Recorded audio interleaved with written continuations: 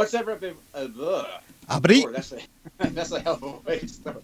What is up, everybody? It's the NonSequitur Show. My name is Kyle, joined always by Steve McRae, somewhere in this layout. Down here, still. Two... I'm always on the bottom. Yeah. We have a very special... up. Oh, I'm at the bottom. No, I'm in the middle. You're in the middle. Oh, I like that. I like being in the middle. My dreams set through. For joining us. Just before we get to tonight's guests, just time for a few announcements. Join us tomorrow at, Wednesday at 8 o'clock. We have Holy Kool-Aid coming on to have a discussion with Craig Reed. That will be on the justification for religion, and if there is any. Also, don't forget that next Tuesday, the 24th at 6 o'clock, that will be Matt Dillahunty. He will be joining us to have a discussion with Inspiring Philosophies, Michael Jones. That's going to be a huge, huge show. That's at 6 o'clock next Tuesday, right here. So join us for that. That's kind of all I'm going to get to right now because we have a lot to kind of hit tonight. Towards the end, I'll tell you about the rest of the streams that we have going on for the rest of the week. But for right now, I'm going to turn it over to Steve to introduce our two special guests for tonight. Yeah, and by the way, Michael Jones is also known as Inspiring Philosophy. You may know him by that name. So, anyways, tonight, I'm going to give you a little story about what prompted this particular discussion on Gamergate, sexism, SJW, and things of that nature. Was about 2 weeks ago or so, I had run into Rags on our Discord, and we had long conversations about various things, and this topic actually came up. And I had found that a lot of people didn't know what was going on. They were asking, what do you guys mean by Gamergate, I guess? And it hasn't been that long ago. I mean, this was like 3 years ago or so, and yet it's already either out of the minds of people or they're not familiar with what happened. And I thought, well, you know what? I don't want to dredge up all the stuff that went along with Gamergate, but maybe I can get Rags and maybe other people together and kind of go over what it really was, because there was so much quagmire misinformation during that time. Even the people that lived through it, I have a hard time believing that they can sift through all of it. So I invited Rags on, and he brought Ian with him. Ian Cheong, is that how you pronounce his last name? Yeah, Ian Cheong. Awesome. Yeah. Awesome. With him, and hopefully that we can spend the next 90 minutes to 2 hours kind of going through what Gamergate was, how it related to the social justice warriors, and more importantly, is there sexism in video games and the future of video games in general? Because I think everybody here, well, except I don't know if Kyle's a gamer, but most of us like to play games. I consider myself. Kyle hates fun. Yeah, Pac-Man. Pac-Man's a gamer. Pac-Man was Resident Evil Nemesis back in the. Does that count? Would you guys I don't know if do you guys consider that gamer? Not an avid gamer, maybe. Just he played a game once in a while. Gamer in training. I dabble. We can go with that. He's a git. A dabbler. Yeah. Flappy Bird's high score. I do love the drama, so I will listen intently here on this discussion. Even though I'm not a gamer, I do like the what went with it, the Pandora's box, if you will. Oh, the Pandora's box is probably going to get opened tonight. Okay, first off, that's sexist, and second, we'll learn you. We'll learn you. You can't talk. You can't talk about Pandora's box like that. Yeah, that's kind of sexist because we're not going to talk about Pandora's box. We're going to leave her box out of this for this discussion. Rags, you got to slow down, man. We're only a minute in. Oh, this is not going to go well. No, I'm just kidding. So, anyways, Rags and Ian, welcome to the Non-Sequitur Show, and just what, dive right into it, buddy. Tell us what the hell Gamergate was about, and kind of maybe give us a brief overview and timeline, and then we can kind of talk about it with the audience and each other. Sure. Rags, you want to go first, or should I? Ian, you go ahead and start it off where it all began, because this was about 2015, around May-ish? 2014, yeah. August, I guess it did. August 2014, yeah. That's when it started. That was the Gamers Are Dead articles. That was the Gamers Are Dead articles. And, okay, so let's lay it out. It out. All right, so there's a game developer, female game developer, independent game developer. Her name is Zoe Quinn. Her boyfriend, her ex-boyfriend wrote an article about her, basically Nathan Grayson. No, that's the other guy. Aaron Gionne. I know you say that. Yeah, so Aaron Gionne wrote an article basically saying that this chick, slept around, cheated on me, broke my heart, basically abused me mentally. That's the whole gist of his article. And now there have been many articles like this. Joss Whedon, for example, the guy who directed The Avengers and Buffy and so on, his wife wrote a very similar article, and everybody praised her for it, right? So no different there. But except the difference there is that this happened in the game industry. She was a well-known developer. I'm not saying she made any well-known games. In fact, she isn't well-known for her games. She's just well-known as a developer. And he wrote this article basically making all these allegations, which she did not deny. And one of the people that she supposedly had relations with was a game journalist. And so people were saying, hey, why is it that this game journalist said some very nice things about her game? This guy is very influential. His name is, as you mentioned, Nathan Grayson. He writes for Kotaku.com. And so people started digging. They started having conversations on Reddit, on 4chan, basically any video game website you can imagine. And now, because Zoe Quinn is basically friends with a lot of game journalists, myself included, I was on the other side. I was a game journalist. We basically wrote about it in I didn't write about it, but a lot of other people did, in the sense that, this was a part of a larger pattern of misogyny in video games. That's where the whole misogyny angle comes in. So if you're not really familiar with the video game industry, it's that it's basically being taken over, you could say, by social justice warriors, leftists, right? They're trying to promote their agenda. They whenever a new game comes out, they complain about how it's not woke enough. It's not, doesn't have the right messaging. It's sexist. It's racist. It's homophobic. What my last video was about. Exactly. You should go watch it. And it should be noted, though, her ex-boyfriend didn't actually write any review on her games, right? Correct. Well, he didn't write a review. Initially. Well, this was for Depression Quest, wasn't it? That was the game that she had. Depression. That was the And game that she had versus. Yeah, Nathan Grayson, I believe he was listed in the credits of that game. He was listed in the credits of that game. So was I, actually. Matter of fact. Here's the thing. A lot of people who wrote about the game. Is Zoe Quinn Grayson sleep with you? included- No. Okay. All right. Do we have evidence she didn't sleep with you? Oh, that would be awesome. It would be too good. No, so he wrote favorably about the game. When he was writing lists or articles, praising independent games, he would always mention her game. Very weird, because her game didn't really get that much publicity. It wasn't a game that a lot of people are looking forward to. It's not Minecraft, right? It's not Binding of Isaac. All these big games that when you think, oh, what's an independently developed game that was made by some guy in a garage?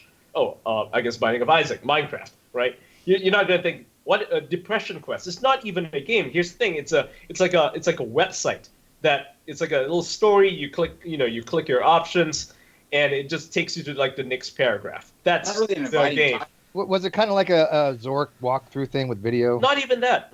There's no video.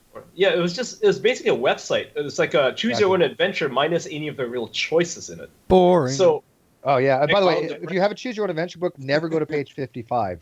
oh, I'm never going do to it. page. Don't do it. I'm telling you. 93 is fine, Yeah. but 55 you'll die. and so she made this game with another guy, and people, in the game industry, in the game journalism industry, I should say, they were all talking about it. It wasn't it wasn't on anybody's radar, but it became, well known because she was, again, friends with everybody else. So people started questioning. They didn't even care that, okay, so she slept with somebody, big deal. The issue was that it was a part of a larger pattern of behavior among game journalists where they would only cover their friends' games. And it wasn't just Depression Quest. It was games like Gone Home, which, later came out and won a lot of awards. And all these sorts of independently developed games that were just not actually very good. Many of them are walking simulators. You don't do anything besides, press the up button or double. Very, very right on the passive keyboard. games. Very Passive low games. interaction. Some people would argue that they're not games. Like, I would be one of those people, but I don't want to get into that debate. So let's just call them games, right? They're not great. They usually last like an hour long. And, that also spawned debates because, Steam does refunds for games that are too short. If you finish it, you can actually ask for a refund. They complain about that. So all these issues, became talking points for game journalists. And so people were pissed off. They were talking about it on forums. And so the whole Gamers Are Dead articles came out in August 2014, where they basically said, hey, game developers, stop making your video games for these misogynists, these man children. They don't have to be your audience. We're your audience. Make games for us. Make games that are terrible and not really games. And so people weren't having it. People hit back. They started complaining about it on Reddit, on Facebook, on 4chan, and guess what? They got censored. Reddit was like one of the first places to ban all these people from having these conversations. It banned people. Yeah, Reddit. All these the subreddits, our gaming, our games, all of them. They banned the discussion. 4chan did, I believe, didn't it? It did. Moot. Yeah, that's how 8chan really got a. With some of the shit that they have on Reddit, that's hard to believe that you can get censored on Reddit. Well, it was so selective. It was to the point where it was so blatantly obvious that this was the one thing that you're not supposed to talk about. And this whole gamers are dead phenomenon happened, where you had all of these articles saying the same thing that came out at basically the exact same time from all of these different sources. So there was collaboration behind the scenes. That everyone was getting together to write their stuff to get it released at the same time. And all of that was in this response to this growing, because it's always said that Gamergate was, begun. It began as a movement for, calling for the ethics in gaming journalism. There was the guy who named it was Adam Baldwin, the actor. So they hate him for that reason. Is that actually true? Adam Baldwin actually coined the term Gamergate. He did, yeah. Okay. He watched a video by Mr. Medicare. Mr. Medicare actually made a video back when he was known as Internet Aristocrat. He was the one who talked about, Zoe Quinn. His video, I believe, was called 5 Guys, Burgers and Fries, so kind of a reference to the 5 people that she supposedly slept with, and was also Zoe joking in the post, right? Yeah. Yeah, it was very obvious when it began, because it was one of those black and white sort of, you shouldn't have romantic relationships with people who are in charge of writing about your game or reviewing your game or giving you positive coverage, and then not saying anything or disclosing it. And then when people voice their opposition to that and say that it's an unethical practice because you're acting as a journalist, the last thing you need to do is double down on it and get defensive and retreat back. And keep on, because the last thing that journalism wants is people who are calling for journalistic integrity and transparency and all of this kind of thing. So they had all these articles come out about, talking negative about gamers. Gamers are misogynist. Gamers are, yada, yada, yada. You've heard it a million times. And that was probably really the big spark for a lot of people because of how blatant a reaction that journalists had to this really obvious breach in ethics that journalism had done. You didn't see what you would expect. You didn't see this obvious condemnation of Zoe Quinn and all these sites, all these people involved. You didn't have that. You instead got the exact opposite. They got really defensive about the entire thing. They had to protect themselves. They had to double down on everything. And that's where the whole misogyny part really, really started to come up. You don't like Zoe Quinn because you don't like women. So initially though, you would agree though there probably was something to be said about journalistic integrity at the beginning.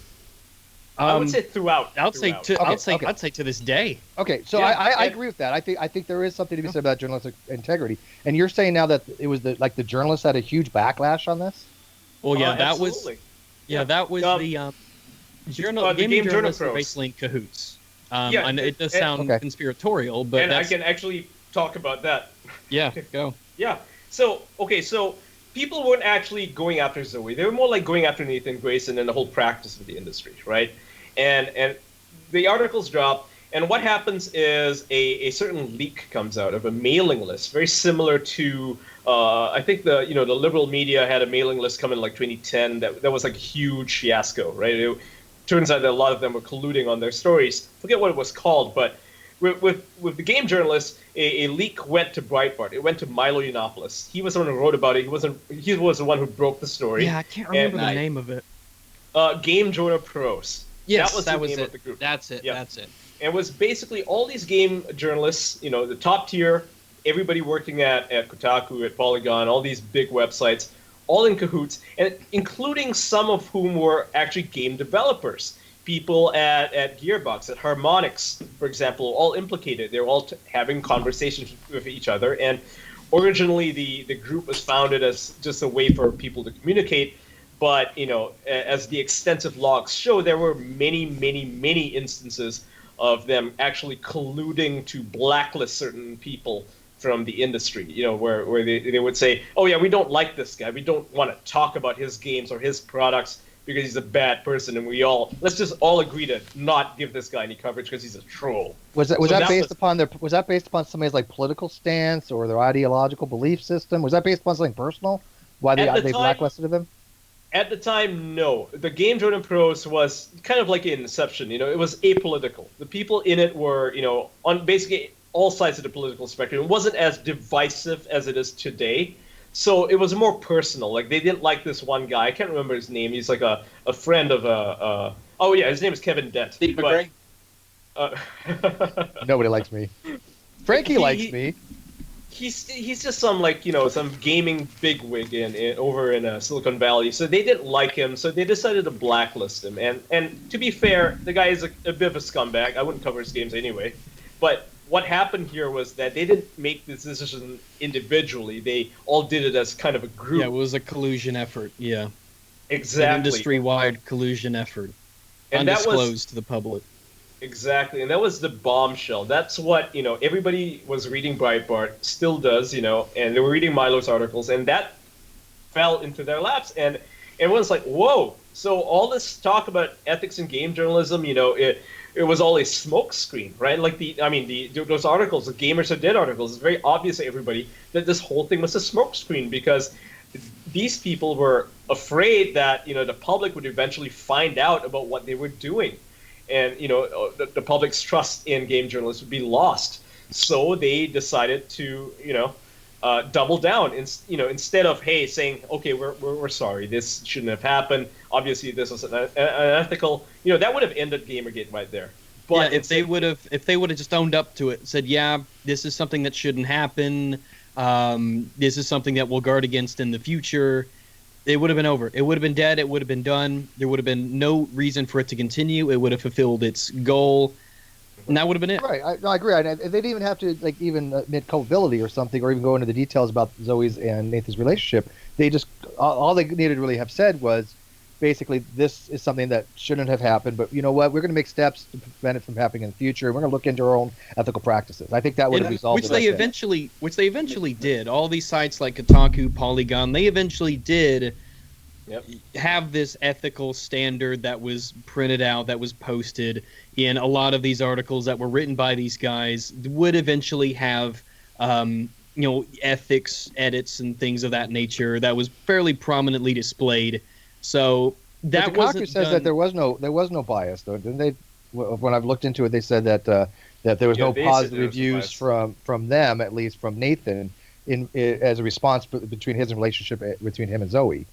That was the start of the disingenuousness. Okay. That was the start of where they started, instead of saying gamers are over, they started focusing their attention directly on Gamergate instead of painting it as like before it was just gamers are all misogynists. No, now it was Gamergate are the misogynists. They went into defense and spin mode. Yeah, they went in full spin mode, Pretty much. Until this day, I mean, you have the Fire and Fury. It talks about it. That stupid book, right? It goes on about how Trump was nominated by Bannon, who used the gamers to vote for Trump. It's got nonsense like this in the book. I mean, there were people pointing to Gamergate as a reason why Trump was elected. I mean, there are people who say that, and they'll say it to this day. Milo Yiannopoulos Kyle, got have you heard that one? Gamergate. That'd be Kyle's territory. I have not, but my heart just dropped. I can't believe it. These are a lot of game. Do you think to a certain degree that could be possibly true in a certain way? No, not really. I don't think they would have had. I don't. The gamer community has very little interest in that. I think. Well, I'm just saying because he mentioned Breitbart. That's a heavily, in Trump's corner. He said that everybody, reads Breitbart and gets their, Yeah. To a certain aspect, they get their news from that angle. So it would make sense that they would, lean politically that way. Well, Milo Yiannopoulos was very pro Gamergate publicly. I know it was at the end of 2015. He was on the Rubin Report. And he did a lot of videos, and he talked about it. So that got it a lot of public attention as well when he was kind of in his big popular stride. Yeah. But it's mostly coming from people who are within the game journalist circles who will point to that because they like to pull the whole, everything is Trump's fault. This is because of Trump. This game relates to Trump in these ways. Trump, Trump, Trump. It's something they could always, dredge up and pull out. And Gamergate's that way to this day. What's ironic about their efforts to tie Gamergate to politics and to gaming in general to politics is that they're actually giving people the red pill without even realizing it. Because every time they write an article about how Uncharted is sexist because it stars a white male character, right, or how Far Cry 5 is racist because it's got a character in there who's obviously a Trump supporter who mocks Obama, right? Things like this. Whenever they write Far these Cry 5 articles- is an excellent example because I found just browsing. I think I found 3 different places where that game specifically, Far Cry 5, is being knocked in the review score for not being political enough, for not being anti-right wing enough. But you're So Far Cry Wow. 5, you're pretty much going and killing off religious neo-Nazis pretty much. I mean, why wouldn't they like it? Yeah, They're not Frankie plays- neo-Nazis. I mean, that's one of the game That's the Frankie thing. plays. Right? That's the Frankie, thing. That's your game. yeah, but they're When- not neo-Nazis. Yeah, when you Well, actually I mean, play not it, you realize they're neo-Nazis, hipsters. They're hipsters. They are. They're millennials.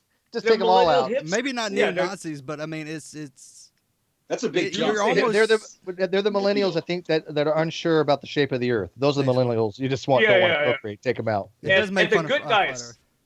And the good guys in the game are actually Christians. Gun-toting, Second Christian Amendment hillbilly, pro No second right. wonder I'm not a gamer. Montana Christians, and that is why they're upset. They won't say this. It's like not all of them will admit this upsets them because they're all progressives, they're all leftists. But this upsets them because it goes against the narrative that the right wing is bad.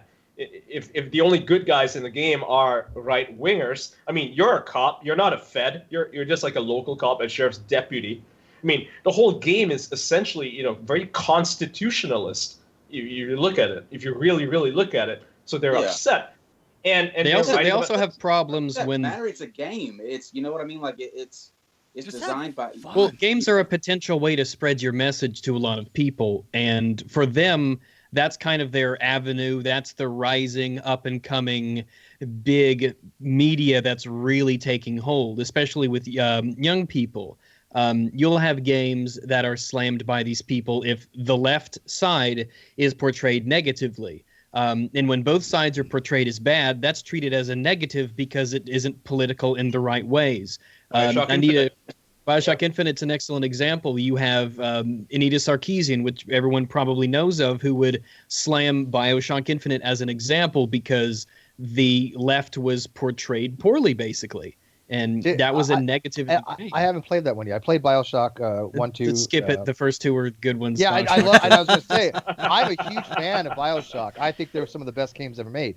But I haven't played Infinite. The ability to take ourselves out of the game almost and know that there's a separation between that and reality. That just because it portrays one group in a negative light does not mean that.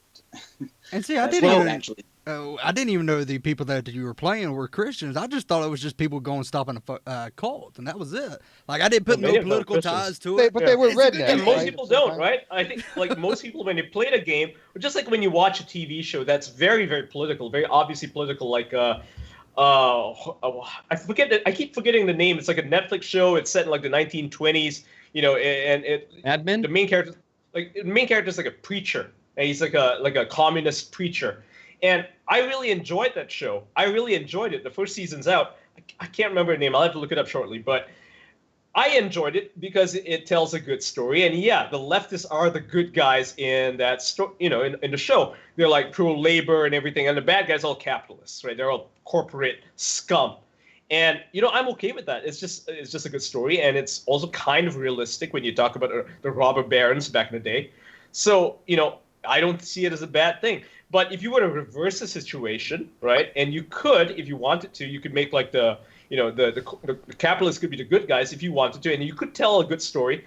I think there would be so many negative reviews of that show, and because these people, to them, the personal is political. Everything is political. Art is political. I mean, This handphone here, political. Every little thing, they try to read into it because that's what they've been kind of trained to do when they go to college. They're like, oh yeah, you got to look at the semiotics of everything. So, the color black, if you're wearing a color black shirt, what does that mean? If you're wearing a plaid shirt, what does that mean? I mean, there are articles about how women shouldn't wear plaid shirts because it is a queer uniform. That's something lesbians wear. You bring that up, and what's... Wait, quick. What do you think of the show Damnation? Oh, Damnation, yes. Okay, that's on USA Today. One thing that's interesting is you bring that up, Ian, and just before we were about to go live, I was browsing YouTube, and I found a Far Cry 5 review by this little channel called Video Game Sophistry, and they slam it because basically it doesn't have the personal politics of the reviewer. And the reviewer says that games that have, in the comment section of this video, he's talking with somebody else, and he says games that have no meta-narrative blow chunks. You're garbage, thanks for stopping by. I mean, to them, a game is as a piece of media. If it isn't political in the right... Yeah, if it's not treated as political in the right way, or even if it's balanced in its portrayal of politics, or it doesn't choose to take the right side, it's treated as almost like a loss because that could have been media that pushes their progressive narrative or an anti-right narrative. They treat it as basically a loss. Like the other side won. But that's like Battlefield 1942 or something. You have Axis and Allies or something. So you play the Germans, and all of a sudden it's a bad game because you're taking the other side. Well, people play what they want. It's they interesting. Play for entertainment value. Call of Duty and Battlefield are good examples. Whenever Call of Duty, the last one, came out, there was a lot of people, myself included, who were kind of miffed and disappointed that they didn't decide to have a protagonist that was on the German side, because we never get to see that. We never get to see, just some, Hans Mc whoever, just out there fighting for the Germans. He's not a Nazi. He's not, an evil guy. He's just a German who got drafted into the war, and this is his story. He's just a soldier doing what his job, even though he may agree or disagree with this. Because we never get to see that. Movies, we never get to see that. Movies have it. Absolutely. So why not video games, right? It's weird. I mean, you look at what's one where they're like celebrating Christmas and they all have like a little ceasefire. That movie was presented from both sides, and that was based on a true story.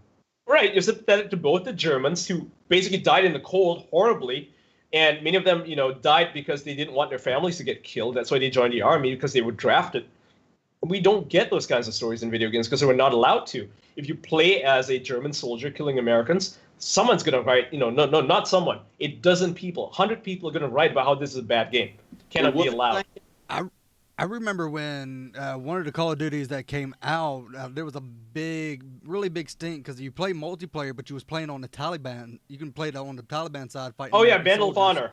Yeah, that was such a bad stink. I was like, why can't you just join the game? Just kill people. I mean, that's what it's for. Yeah, but then you run into you run into the problem, and I hate to say it, but you run into the problem. If you kill a woman, all of a sudden you're sexist. If you kill a black person, you're racist. If you kill a white guy, it doesn't matter who you're killing. Somebody's going to get offended. And it's even worse now because there are games like I forget the name. It's Lawbreakers, right? So Lawbreakers didn't really do very well. It's Cliff Bleszinski's game. Did very poorly. They canceled it. But the point I'm getting at is it had a very diverse cast of characters. You had Asians, you had black people, you had women, a lot of women. Like half the cast is women. And you'd think, okay, this game is good representation. I got no problem with it. I mean, it's fun to play. He's very proud of his gender-inclusive bathrooms in the game as well. He was, yeah. And the guy's progressive. But strangely enough, good game. I saw an article a few days ago, someone complaining about it. They said that, this game is problematic because you get to play as a woman who kills people. Why can't you play as a kind person? Well, it ties into the idea that how is that an argument? Well, it ties into the idea that they're never satisfied. These are people who you can't give them something and they're okay with it. That's why you can be a black German in Call of Duty World War II. Yep. You could be a black female German. I know a lot of women gamers that could snipe the shit out of you. I guarantee it. Yeah, we know the Nazis were an extremely inclusive organization, especially their military in the 1940s. So it was very good to see that.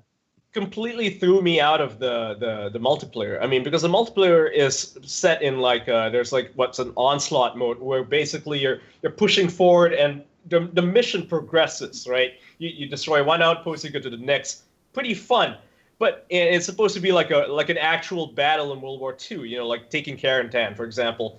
But when you play it, you know, in multiplayer, it's like half your squad is women and half of them are black Nazis, and they're like, well, what am I? This is so pulling me out of the experience. Let me ask you this question: how much of it is actually people who are outraged that this is these games are not inclusive, and how much is it that people just like to stir up shit? You know what I mean? Like that's a good question. Yep. Most gamers, they don't want this nonsense that's generally being peddled. Most people just don't care.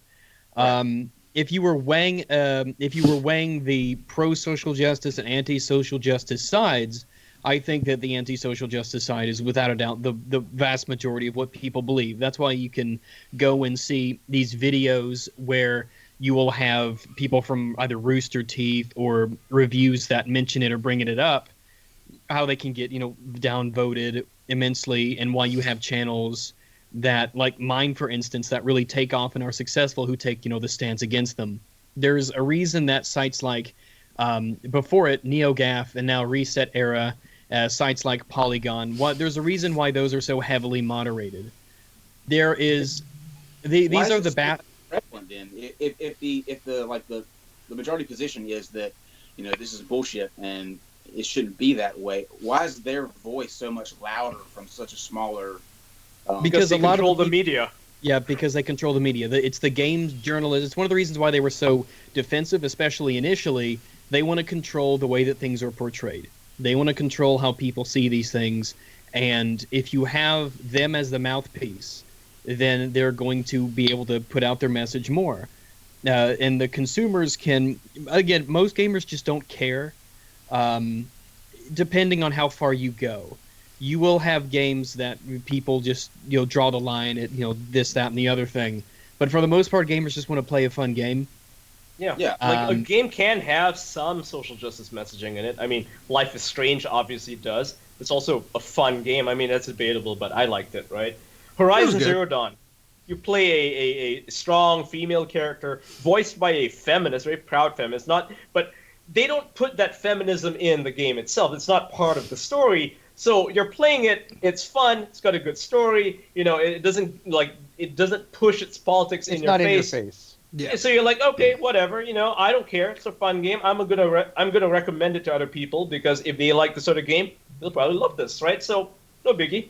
And that's when you know a game does well. But when they market a game specifically to, you know, to cater to the woke crowd, like a Wolfenstein, the new Colossus, very pro-Antifa, very anti-Trump, sold very poorly. People didn't want to have any of it. Even though the game itself doesn't really have that much of it, it's got enough. That's the message they put. That there was so much marketing and so much of the volume for that game was about those, you know, those aspects of it. And the game by itself is okay. It's not nearly as good as the New Order, but I mean, it's an okay game. But they shoot themselves in the foot when they try to sell it and market it based on this stuff that most people don't want. And the aspect isn't that people don't mind politics in games. They don't like it when a game ham-fistedly shoves a message in your face. And they don't like it when the game is very preachy or when it's very lopsided in how it presents things. I'm in that boat. And it's not even just, you know, not even just like conservatives or centrists who are going to get irritated by it. It's liberals, like liberal friends of mine, refuse to play games that are marketed that way because when they play a game, you know, they want to just escape. They want to escape. They don't want, you know, Trump to be in a video game. They don't want criticism of Trump in the video game. They're tired of it. They just want to play to get away. They want to get away from that. Exactly. It's okay for like a barb here and there because, you know, a minor barb is funny, right? But when it's the Far Cry 5 in your face, exactly. When I play a game, I want to be immersed in the experience, right? Mm-hmm. And I enjoy, like, for example, right now I'm playing Witcher 3, one of the most creative games I've ever seen in my entire life. I'm loving the experience. But if they all of a sudden have things, you know, all about, you know, feminism or Trump or anything like that, it would just ruin the entire immersification, I guess is the word. Immersion. Immersion. Immersion. Yeah. Immersion into the experience, right? I don't want something like that. And The Witcher 3 by the was way- one of those targets of theirs. There were PBS I sponsored know the that's show. targeted. Yeah. Yeah, there aren't enough people of color in this game made by Polish people Women about are- Polish women folklore are in the middle of treated a little Europe. bit- Yeah, they're treated a little bit- women in the medieval ages were treated like shit. Who knew? Surprise, right? Yeah, and Well, but it's a being lot of this historically depiction accurate, endorsement stuff. I mean, if you go to a movie, right? If you see a movie and it's based on something that happened back in the medieval times, you're not going to have that many people of various color. So why At all. Right? Yeah. Why is it different for there's not an outrage for the movie. Why is Not it? yet. Well, actually, there is now. Well, a lot of the times there is. Like my last video was about a game came out recently that was done by a Czech studio called Warhorse. They made a game called Kingdom Come Deliverance that is set in 1403 in Bohemia, which is in the modern day Czech Republic. And there are people who took issue with that game because there weren't enough people of color in it in 1403 Bohemia. A it's place set where in you could live. 100 square mile area. Yeah. And so people will see that, and these people that I focus on and look at, and I'll try to upload it tomorrow while I work on the Bully Hunter thing. But there are people who will flat out say things like immersion or history takes a backseat to inclusion.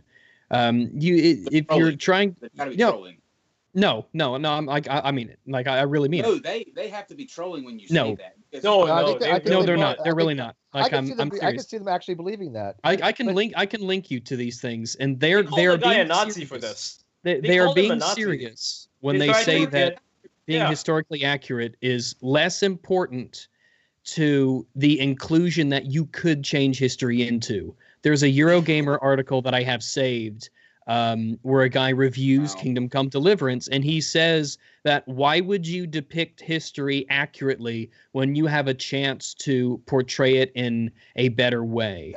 I don't get that. I'm My sorry. mind can't- yeah. I cannot wrap my head around that. It is History insane. is history. You portray is like- history as history. You don't try to revise it. Could Nobody you does it. imagine if they remade Schindler's List, right? Exactly. Instead of sticking to Spielberg's vision of the Holocaust being a bad thing, they were like, oh, the Nazis, they were actually pretty. Yeah, kind they to weren't that people. bad, Yeah, Well, exactly. you That's certainly brilliant. have that option. Yeah. Like with the game thing, you have that option to either reinterpret it how you want to or not. But I don't think it should be a call to action if you decide to actually go with what. I mean, what happened to the middle? Like, why all of a sudden here recently has the middle just stopped being comfortable for people, and now they're being forced to choose either real far left or real far right. You can't just be in the middle where you're okay with people, thinking differently than you do or feeling differently than you do, and just playing a game instead of making it into. This is just mind-boggling. I mean, It's tribalism. And like you said, though, correct me if I'm wrong, the games that are more tailored to that woke crowd, by the way, I love that name. It's retarded, but I love it. But the woke crowd, they don't do very well, right? They they're don't not know. They don't do very they're not well. very successful. Wolfenstein and the new Colossus did poorly. Yeah. And to pull out a better example, Mass Effect Andromeda, extremely woke game. Now, we talked about The Witcher earlier, and it's got like a couple of gay characters in it, but they don't rub it in your face. It's just kind of part of the story, But right? it's so well done. Yeah, it's part of the It's story. so well It's done. integrated, and it's done well. It's like me. Yeah, you don't feel like learn. you're getting It's some like Kyle, message. it's done well. Yeah, It's like- you talk to people and you learn through conversation, a lot of it optional facets of that person's life, and they might bring up in a side note that they say something like, "Oh, this is a gay character," but they don't walk up to you and says, "Hello, my name is trans." Yeah, surprise. There were And gay that's- people in and the that's Middle their Ages character. as well. As Surprise. a gay guy, like I'm gonna tell you, as a gay guy, when I go, if I were to go and play, and even back then when I used to play games, that was never a thing that went in, that came into my mind. I never once said, "Wait, this game doesn't have any gay people in it, therefore I can't play it." Yeah, the they're not sexuality of your character is just Right. one of the most least important possible attributes the character could ever have. It has Mhm. no bearing on But like you their said, relatability. most of the information on Witcher 3 was stuff you could bypass or you could listen to. You know, they were optional type things. But I think Mhm. that again led you into the immersion of Witcher 3. It was because blended in. It's Yeah. blended in extremely well. It didn't feel like it didn't stick out like a sore It felt thumb. like it felt like yeah. you got information about characters in an organic, believable way. When you look, the way they would talk, the way they were dressed, the way that they, what they would actually say, you would discover things about people piece by piece and bit by bit. They wouldn't open up to you instantly about, their personal lives and things. And that's a way that's believable. It helps set you in the immersion, and it doesn't treat them as some sort of a token that's just there to be, X, Y, Z. They're not there. This is the black character. This is the gay character. This is the trans character. And that's all they really have. And they're relatable too. I mean, you actually you actually seem to feel for the characters. Yeah, especially in like The Witcher, one of the first few characters that you meet happens to be gay. And he's telling you like a tragic backstory, and it's not like in your face, and you only learn more about it later from like a different character. White Orchard. Yeah, that guy. Yeah, and you feel sorry for him. You're like, wow, this really sucks. I mean, this place fucking sucks, and that is your reaction to it, the way that the developers intended, and it's perfectly natural, perfectly empathetic, and it doesn't feel like it's out of place. It's not like saying, oh hey, look at the gay man, he's oppressed. No, it's not doing that at all. It's just a facet of the world that you're immersed in. Whereas, Mass Effect Andromeda, you'll be walking around, there's an engineer on a ship, and she's like, people used to call me Adam. Why? Why are you telling me this? It's just out of the blue. Yeah. It was so in your face and so blatant that people, it draws you out, because people don't talk like this. People don't say stuff like this. No. And transgender people complained. They were like, "This is horrible." It makes us look bad. Yeah. But Mass Effects 2, if you guys remember, the captain, she seduces like one of the female things, but it was over a long period of time. It was like an organic way of doing it, and it was kind of sweet, Back to It Witcher, was, yeah. How fabulous were the Witcher gay guys' costumes, though? They weren't. That's the thing. What's interesting is that wait, Dandelion has some awesome outfits. Dandelion is but like he's not even gay. He's not even gay. He's a lady killer. But what's interesting is you meet a cross-dressing character, and that person's straight too. Mm-hmm. Right. Oh, so like the guy. Oh, the shop owner that cross-dresses. The elf. Oh, by the way, the quote there's a Kingdom Come Deliverance review on Eurogamer that was written by Robert Perchese, and he ends it by saying, instead of challenging the Dark Age, it reinterprets 615 years later. The game seems to delight in it, and that's part of the review. Is like they chose to interpret this accurately and authentically, and that's bad. They should have reinterpreted it. You know what? Fucking Westworld. You brought up a good point just a second ago with the whole movie thing, because it just hit me that I read something the other day about a new show that HBO is coming out with about they reinterpret the Civil War, and the slaves get their own state as part of the Union, and there's a backlash for that because they don't want to glorify slavery to an extent where people get their own. It's where the Confederacy wins, right? That's the alt history. It's made by the Game of Thrones guys. Yeah, I think that's interesting. I think that'd be interesting too. I don't think that's rewriting history. I think that's what if because they use it. It's so upfront about it. This is alternate history. The thing is with Kingdom Come, one of its selling points was it is historically accurate and authentic, and they hired multiple historians, and they paid a lot of attention to it, and the devs, got in the armor and everything so they know how it would feel and tried to portray it in the game a certain way. That was part of the selling. They're passionate about history, especially because there's not when people say Czech Republic, not a lot of stuff necessarily comes to a lot of people's minds. Right. It was when Obama made a visit to Poland. I think it was Donald Tusk was the prime minister, the president of Poland at the time. He gave Obama a collector's edition copy of Witcher 2 because that was a way that this Polish company showed to the world, their national identity, their culture, their work ethic, their history, their folklore. And so when Warhorse does the same thing about Bohemia, in the Czech Republic, to tell them, especially if you're some woke ass American on the other side of the globe, telling them that the way that they're portraying their own history is problematic, yeah, of course they're going to give you the middle finger and tell you to go fuck yourself. Right. Yeah. Yeah, These I are love somebody cultures uses their word woke in a different way. Like if you're not a flat earther, you're not woke. You know, These- Oh yeah, these cultures, like Dirty the Czech globies. Republic, dirty blue ballers. the Lithuanians, the Polish, they have throughout history, at least the past, I don't know, 500 years, they were oppressed. The Slavs, they were oppressed. I mean, the whole term Slavs comes from slave. These were not, proud Germans who were conquering other people. No, I mean, throughout history, they were oppressed, and now they get to shine. And here are these woke ass assholes who are coming in and saying, "Oh no, you can't be proud of yourself. You're a racist. You're white." People if you throw that can- around an awful lot, doesn't that? I mean, if you don't agree with somebody, they throw pejorative out. You're racist or sexist. Like that's the it's big like, Gamergate thing. Yeah, I think don't talk about what they want to talk about. Just call them misogynist, Well, call them listen- sexist, call them this, that, and the other thing. Don't actually discuss it. And that's because the whole thing against Gamergate was one big smear campaign. But if you say it enough times and you say it loud enough and you're the mouthpiece of the industry, you will get a number of people who will believe you. Yeah, It's let's true, bring that back. because I knew It nothing is true. about Gamergate. You get the and- New York Times I mean, believing you. But coming bring it back to like Anita Sarkeesian on that, because I think that's a perfect time to introduce her into the whole Gamergate thing, because I see her as a mouthpiece for this, and that And before you do that, Right. let me just say this: as somebody, I came into this totally, I guess, a little prejudiced because I am not a gamer and I only go by what I hear and what I see. So I'm thinking that the whole Gamergate is a negative aspect too, but I don't know these aspects that you Yeah, guys because that's what it's been pushed as. was the narrative that yeah. they were trying to push. Yes. Everyone Yeah, I mean, from the New it York works. Times to CNN to all of these publications, they have a Washington vested Post, LA interest Times. in. Yep. They have a vested interest.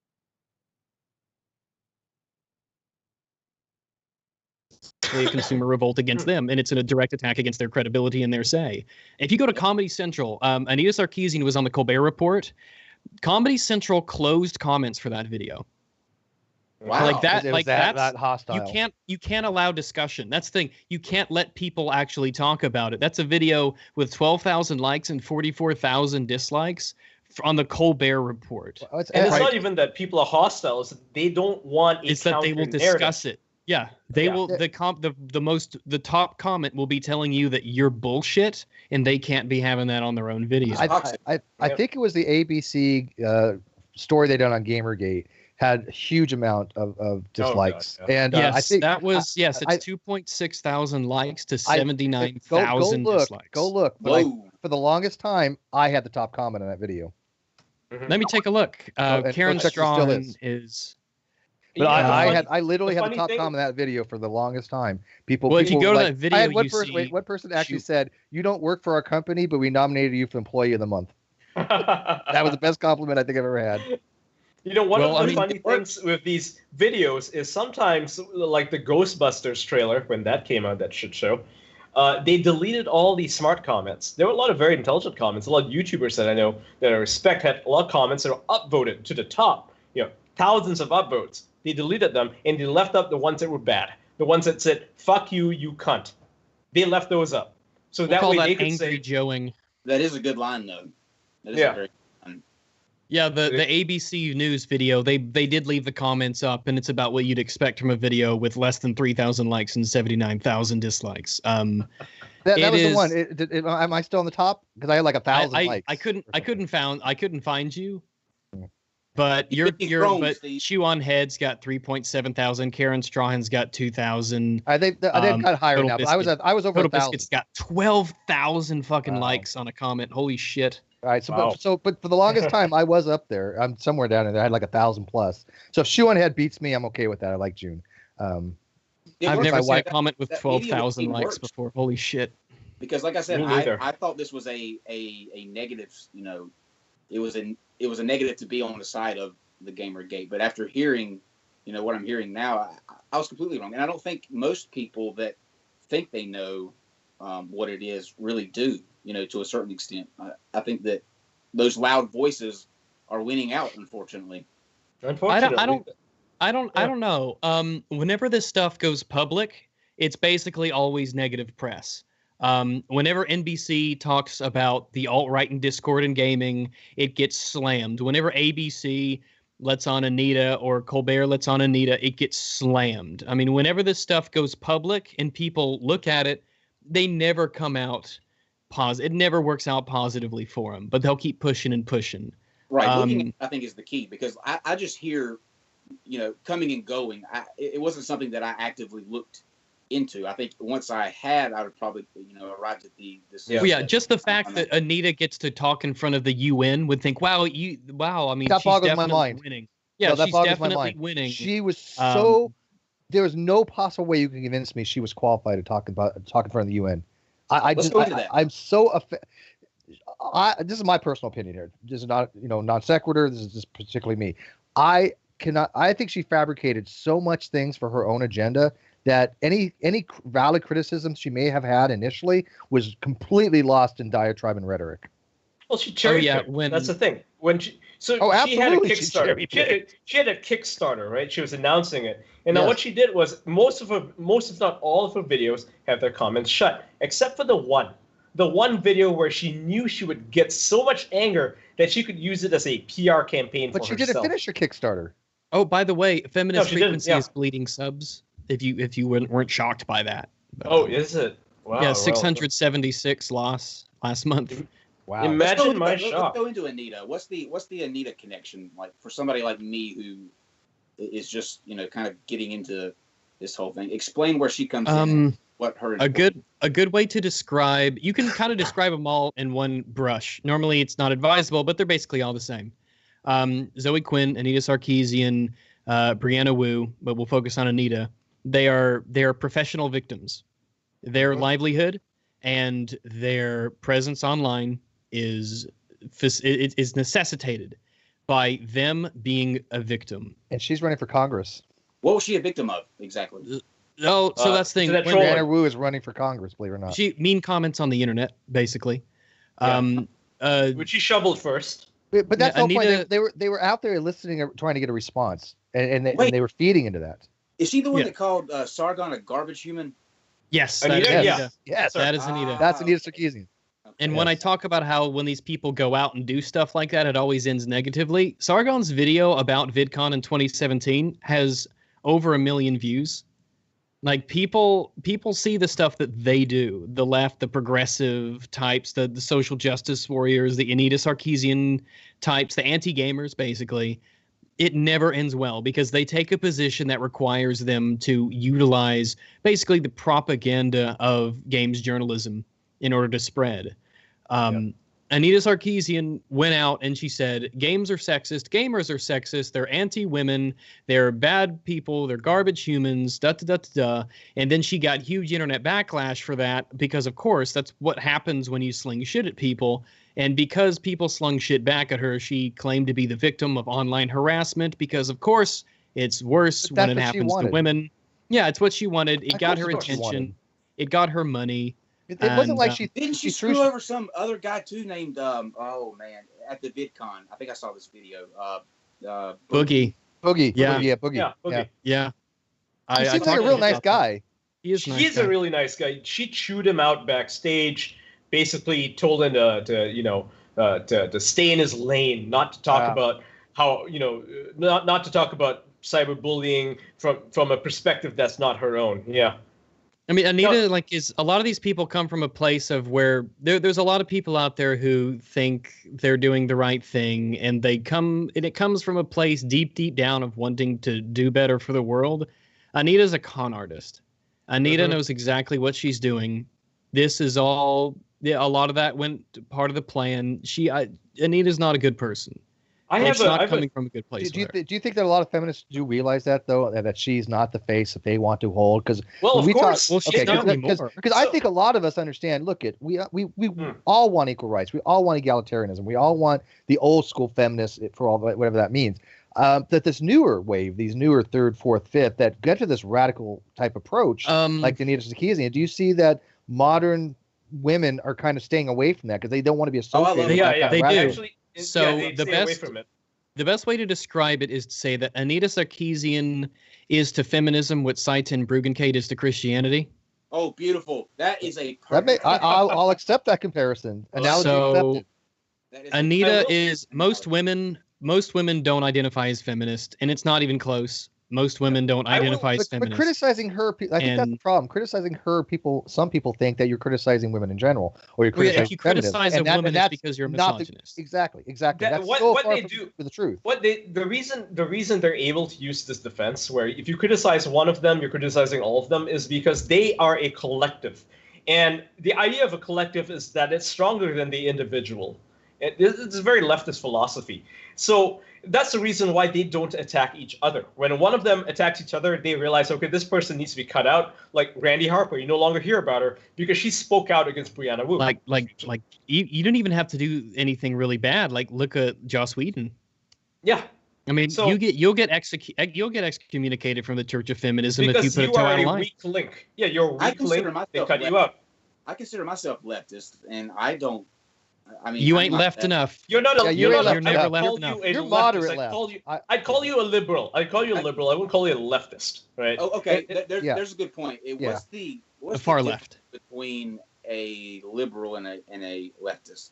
Well, Unfortunately, liberal is kind of a dirty word, especially in America, because it's kind of been hijacked. I mean, a John Locke style liberal is nothing like what we would, today call a liberal here in America. Right. John Locke's a liberal is a conservative, essentially. I am a fiscal conservative, but I'm happy being called a social liberal. Yeah, Right. I'm the same way in a lot of aspects, and I think a lot of people are really that way, especially with the youth today. Oh, But man, I don't know what I'm Anita, calling- this is well, this is Anita it's not just her position, it's the dishonesty and obnoxiousness by which she goes about doing it. Like I said, the whole Side 10 thing. It's Right. not just that your points are shit, it's that you're an asshole about it, It has which nothing to do doesn't with help. a woman. That's the thing that people need. Oh to yeah. I Not mean, that she's most a woman is that she's a horrible person. And Right. she's not a But good it's person. not even. Yeah, It's she got can be nothing to gender do with her neutral. It gender. makes no difference to what her agenda is. The way she And is, I dislike. I have a theory about how they attack things, right? It's a multi-pronged approach. Basically, they have an emotional argument that they make in that you're bullying me, you're silencing me because of my gender. It's identity politics right there. So that's one approach. And then, when you say, well, I'm not attacking you, I'm attacking your ideas, they'll say, well, because the personal is political for me, therefore you're attacking me. By attacking my ideas, you're attacking my identity. So there's another thing. And when you try to, bring up logic and reason, they'll say, well, logic and reason are tools of the cis hetero white supremacist patriarchy. So oh my God, no! they're dismantling the idea Buzzwords. of You heard logic. them. Buzzwords. Right? This They're is where buzzwords. This is I where a lot of am, them come from. Yeah. They're no, dismantling. They're dismantling the idea that logic is important to them. I mean, it's the all sexist, about racist, capitalist patriarchy. It's all this one big slur, basically. That it's like Gamergate's a good example. They label the opposition. They don't debate the opposition. It's Anita's about never had a debate. She doesn't it's debate about- people. She doesn't have She discussions doesn't- yeah. either. She doesn't No, have her any comments opposition. are all closed. Yeah. It's Correct. about lived experiences. It's about telling your truth rather than the truth. They don't believe in objective truth. If you talk about objective truth, they'll call you a racist. They'll ask you, do you believe in IQ? Do you believe in race realism? And if you say, well, IQ is real, and you're like, oh, I can't talk to you, you're a racist. That's how they deal with it. Oh, I'm it's all so about against lived race realism. experiences. But so let me ask you: if Anita Sarkeesian came into like a show like this, and it was open forum where we would have somebody come in for opposition, how do you think she would fare? Well, She would do it. self-destruct. She would self-destruct. She would. Yeah. She would. Do you think she would probably destroy her own credibility, her own arguments? More so 'Cause I don't than think she really usual. has anything. She has no arguments. Well, that's why she doesn't None. debate. This is why When none of them Anita debate. Yeah. when Anita saw Sargon and the rest of the shitlords, right, at VidCon, that was a really unique first-time thing where she was in a position where she would actually be able to communicate with one of her critics. She failed at But- it though. And she Yeah. failed instantly Garbage. right off She the called him a bat. garbage She human. doesn't Yeah. she doesn't debate, she doesn't discuss, she pontificates from a safe spot. That's And why all of her naturally- videos have likes and dislikes hidden. All of the comments are hidden. And if you go to her channel, it's got 227,000 subs. Her last video was 5 hours ago. Oh. It has not broken 200 views.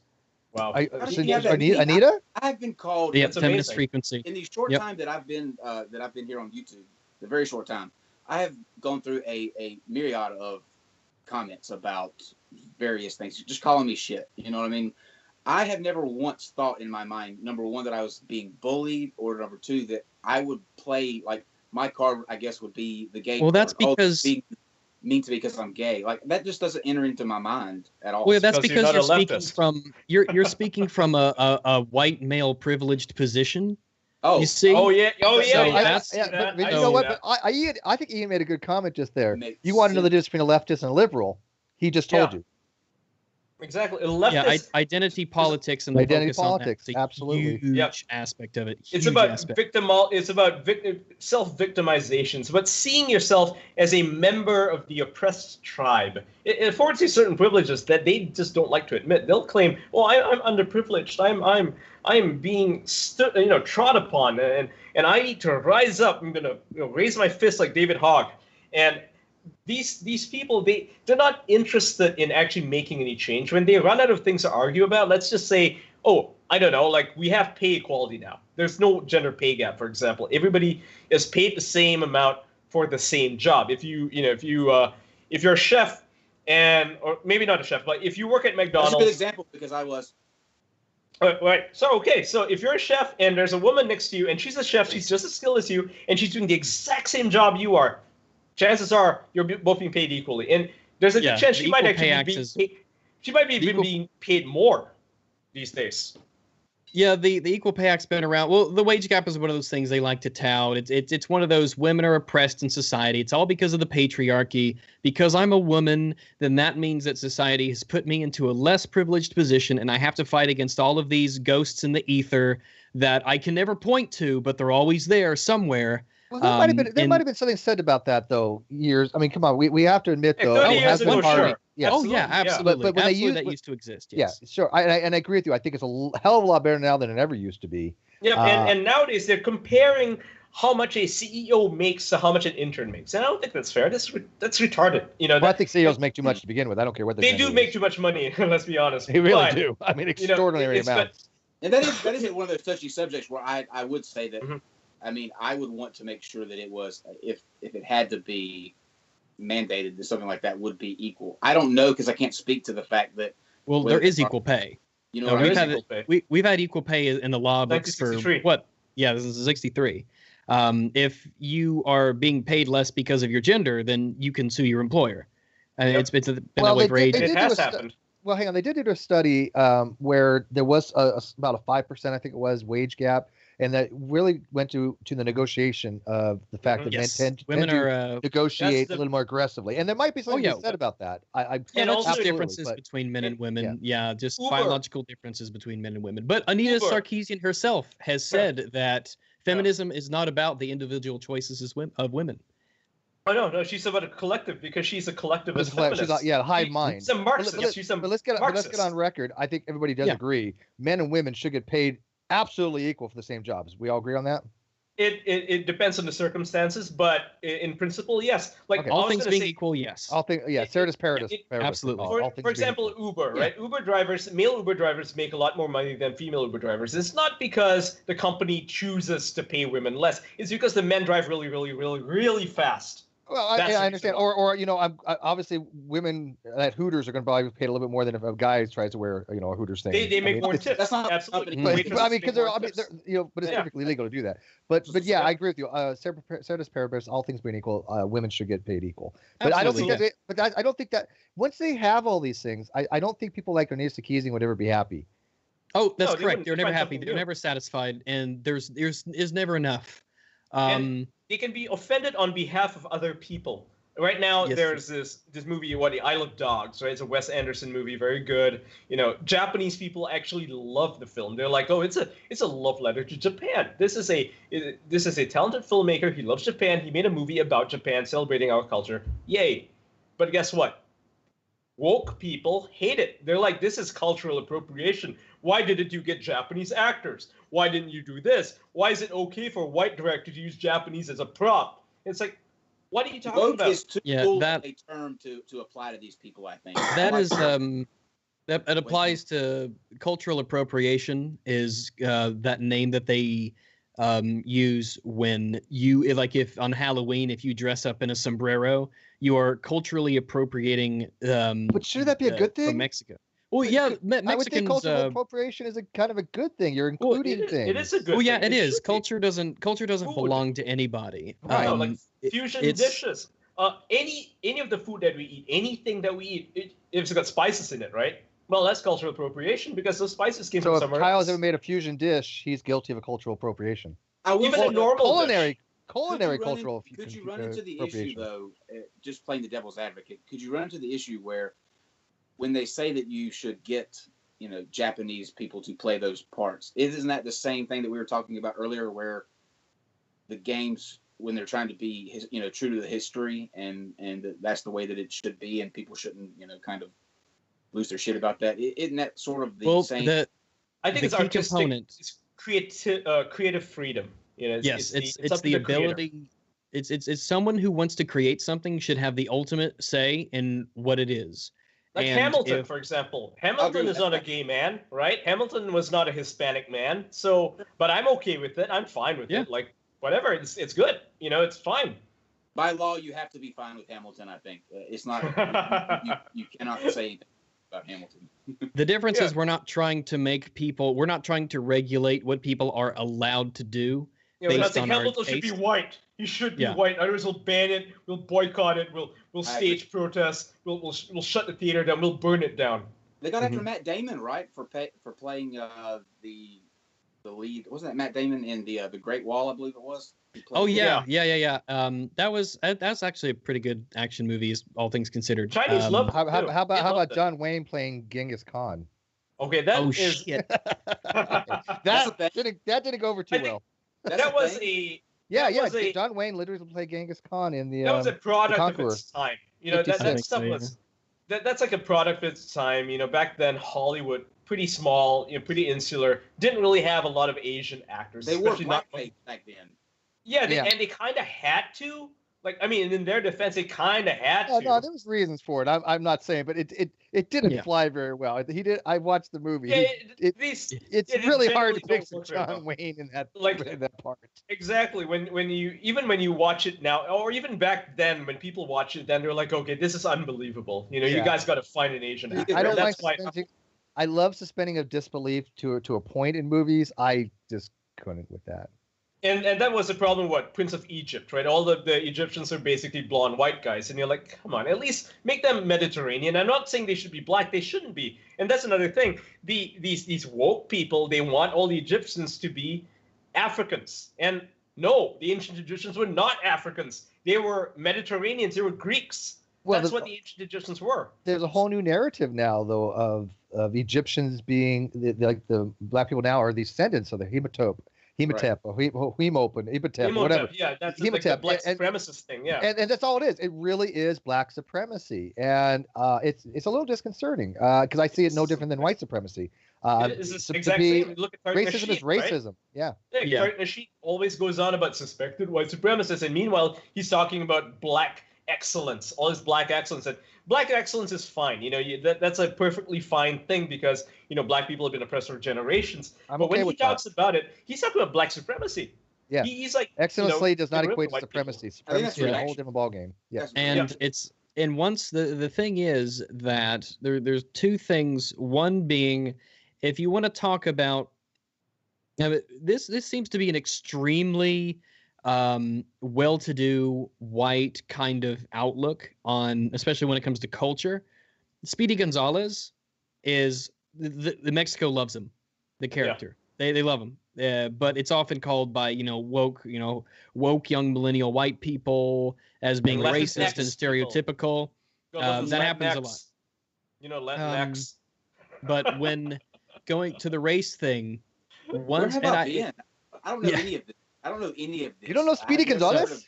Really? No, I've never heard of Wait. No.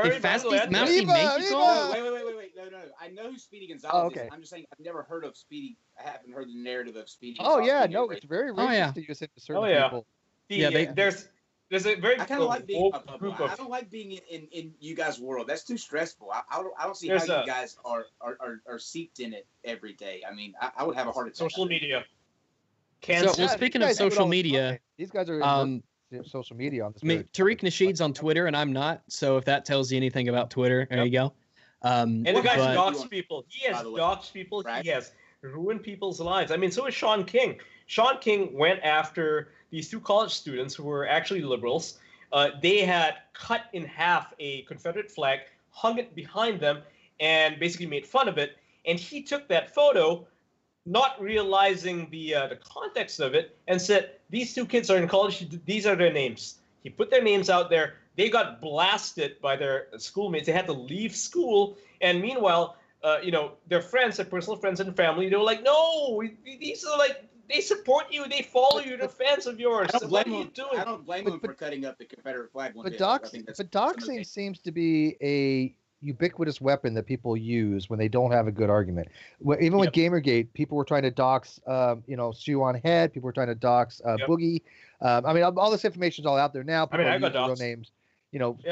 Yeah, and so, but back then, people. I understand why people want the anonymity. I get that. I have friends that even to this day, I know who they are, but I would never think about doxing them, no matter whatever happened. I'd go to my most death. normal people wouldn't. It is a nasty, nasty thing to do. It is the most despicable thing on the planet. But look at the Austin they use bomber. it as a weapon, and I don't understand that. How does it make any person that thinks that wants to dox somebody? How does that? They think that makes them look good to anybody. I don't get that. They want to kill you. A lot of the time, it comes from third parties who want to stir shit. Yeah. That came up a lot in Gamergate stuff too. There was a lot of third party people who would say really terrible things, add in hashtag Gamergate to the end so that they could stir shit up. It boggles my mind. Let's talk about censorship real quick. Rags, what happened with you on Twitter? I got banned from Twitter for promoting hate against a race, religion, nationality, something like that. They wouldn't tell me how or what, but apparently I did. Twitter cracks down on that. It doesn't. Made fun of I've furries. seen people get banned for the most innocuous things, and you got to. Oh, yeah. You got to say, what the fuck are you banned for? And then what's worse is the people that I see say some pretty heinous shit. They look into it, and they go, "We find nothing wrong with this." Oh yeah, it's what you direct it towards. I mean, I still don't know what I said that got me banned. It was only a matter of time. I knew that I'm way too. When I tell people jokingly that I'm too egalitarian for Twitter, they think I'm joking, but really deep down I'm being serious. Mm-hmm. Like there's behavior that's simply not allowed on Twitter because you said it about the protected group or the class, or you're saying that it's okay for everybody, and that's you just can't do that. So speaking of kind of, I want to get you guys' opinion on this because I think it's an interesting thing to ask when we're talking about censorship and freedom of speech and to express yourself however you want to. What are your views on the Charlottesville incident? It was retards fighting retards. Yeah, pretty much. That's fair. I mean, really, it was just two groups of losers. I don't agree with tearing down the statue. I think that's stupid. You can't erase history. But rioting over it, that was stupid. That was fucking pointless. And you know what? I blame the city for it because, to my understanding, the mayor or whatever, they told the police to stand down, let them brawl it out, let them just beat the hell out of each other and do nothing about it because that was like the best thing to do, I guess. It resulted in one person being killed and dozens of others being injured, some seriously injured on both sides. So poorly handled. Onlookers. Yeah, the city fucked up. Charlottesville fucked up. Hugely. Necessary conversation to have those, because I think that things like this Gamergate thing ultimately at some point lead to an outcome like that because you get heated on both sides so much that it just boils over into that kind of activism where you're going to clash at some point. And I think it's an interesting conversation to have as to where you sort of draw your line, I guess, into what is acceptable in terms of like marching for. Like, you have the guys with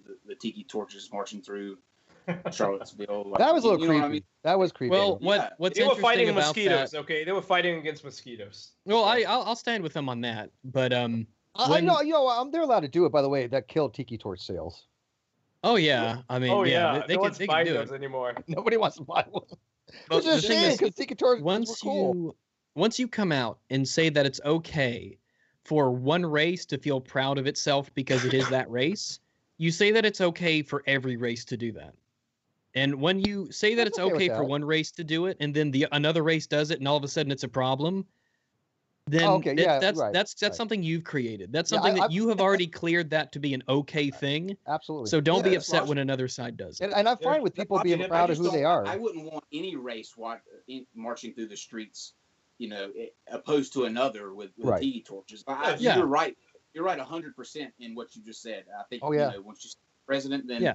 that's what it is. But when it turns exactly. into an active like march against, another race, I think that's where the line kind But of. that's the It's key not- thing. It's fine to be It's like prideful Black for Lives Matter, yourself. right?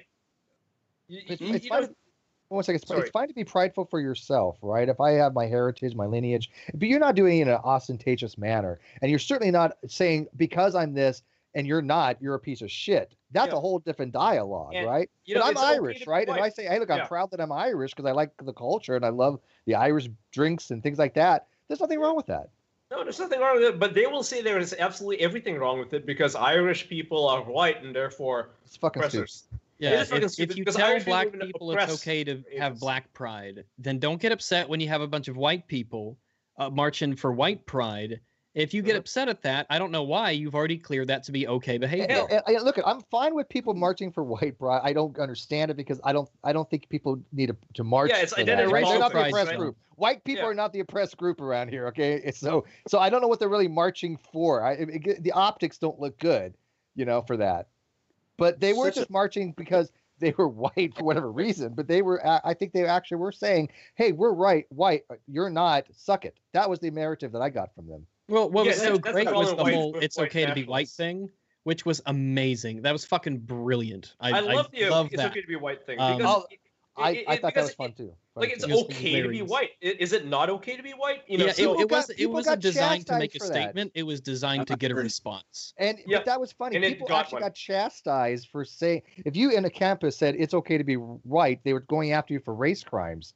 Yeah, It's like, It's a- are you yeah, fucking kidding me? I know students who have contacted me directly. They said, "Oh yeah, my dean wants to kick me out of school because I said it's okay to be white." I put a That's couple scary. quotes up. That's scary because I think the fact that people went over the top with that, they didn't understand the point of that. No, they're like, They're- "Oh, you're Yeah, racist."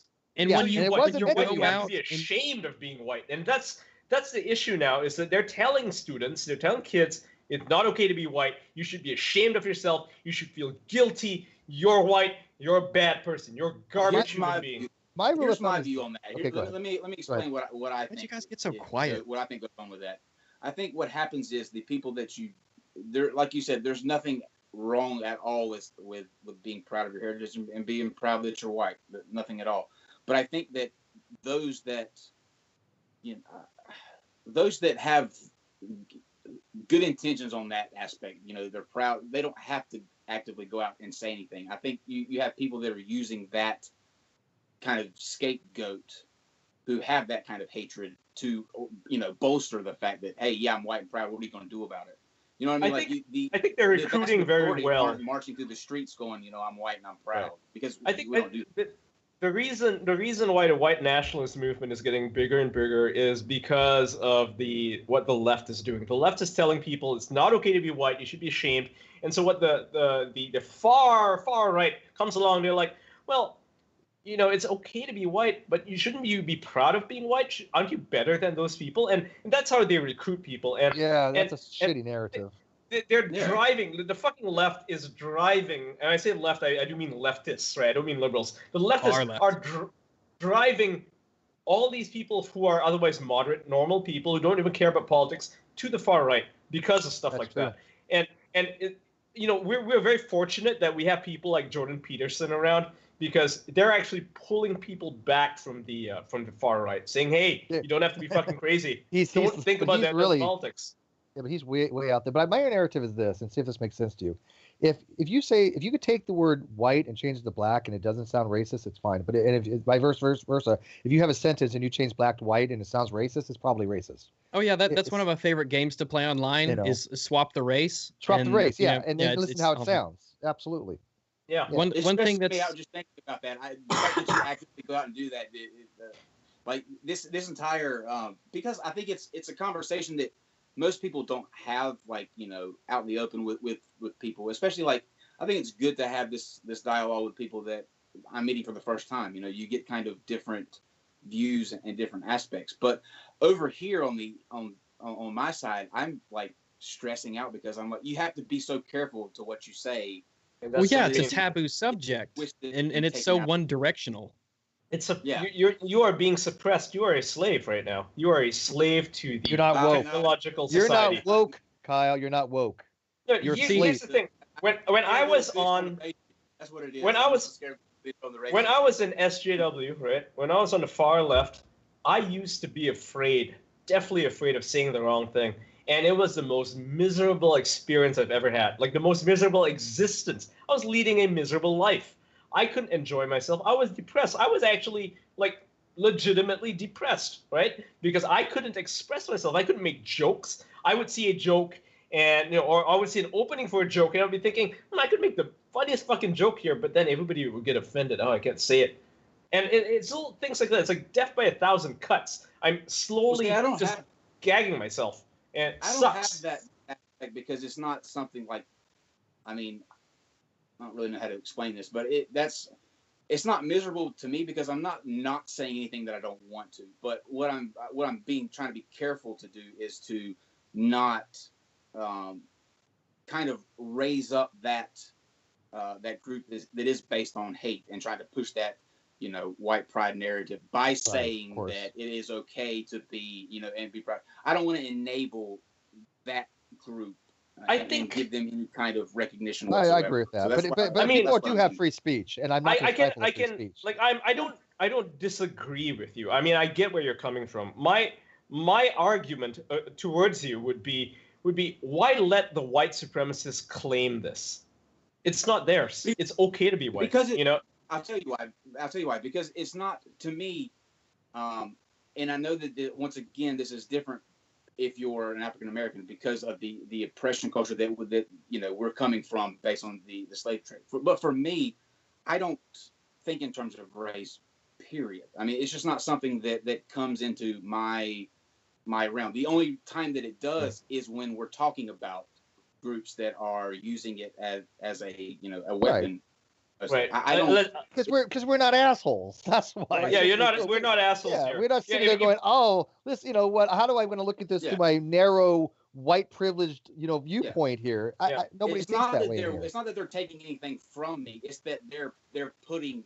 I guess it's the opposite. They're putting shit in my way at times that shouldn't be there. Because I mean, just me personally, I don't understand that mindset. I don't understand the mindset that is seeking what they are and what they're about in any way, shape, or form. And that extends to, various parts of YouTube here. There are those, on YouTube that push it to an extreme. And when I come across that, it's just something that I don't understand. Let's talk about an example of that would be Pepe the Frog, the meme. Mm-hmm. Pepe the Frog it's just a green drawing of a frog, and don't let people use it for nefarious reasons, because if you do, it becomes theirs. That was the whole point of Pepe the Frog. People were trying to make it a point, saying, "Look, this is an innocuous thing, and people are trying to appropriate for this. Don't let them." Yeah, don't let them take symbols and claim them. Sure. And I think that, like, when I say it's okay to be white, I use it to trigger people because it's all about the response. I just think it's a phrase that's meant to get a response, not to create a mess. And it's not. Let's clarify though. It's not to promote any kind of white supremacy. Right. It's to trigger people. Yeah, because it's about whiteness. Yeah. When you're surrounded by authoritarians, you want to trigger them. So that's a reason why I'm edgier than I guess like the average person, because I'm surrounded by these assholes. So I tend to, my responses are going to be like that. I'm going to try to trigger other people. Does it make you jaded? Do you find, like, since this is a personal question, but I'm interested to know, both of you guys, since you're kind of immersed in this day after day and you deal with this on a daily basis, is it something that has kind of jaded your outlook towards, everyday life? Has it affected, the way that not really. I mean, I'm surrounded by immense positivity, and I have immense, encouragement from people around me, because let's put it this way. Let's say that you're this young, impressionable white guy, and you're being told all the time by all of these news outlets and by the media and by all these groups that being white is shit, and you're a bad person, and you should be guilty, and it's all your fault, and it's your problem, and you need to deal with your privilege, And that's the message that you get all the time. Now, and then the other side comes along and says, hey, actually, being white isn't only okay. Being white is the best. You're great because you're white. You're awesome because you're white. You should hang out with us because you're awesome, dude, because you're white. That is going to attract a certain amount of people. Tool. Yep. That's going to attract a certain very amount insecure of people who people. hear that. Because now you have two opposing sides, and they're just one's going to the other side. You know, it's just they're sucking up that that's side. the reason. And you guys are trying to stay more in the middle, right? Yeah, basically, and it's a reason why, you know, like with the white supremacists, they go with the whole white identity thing, right?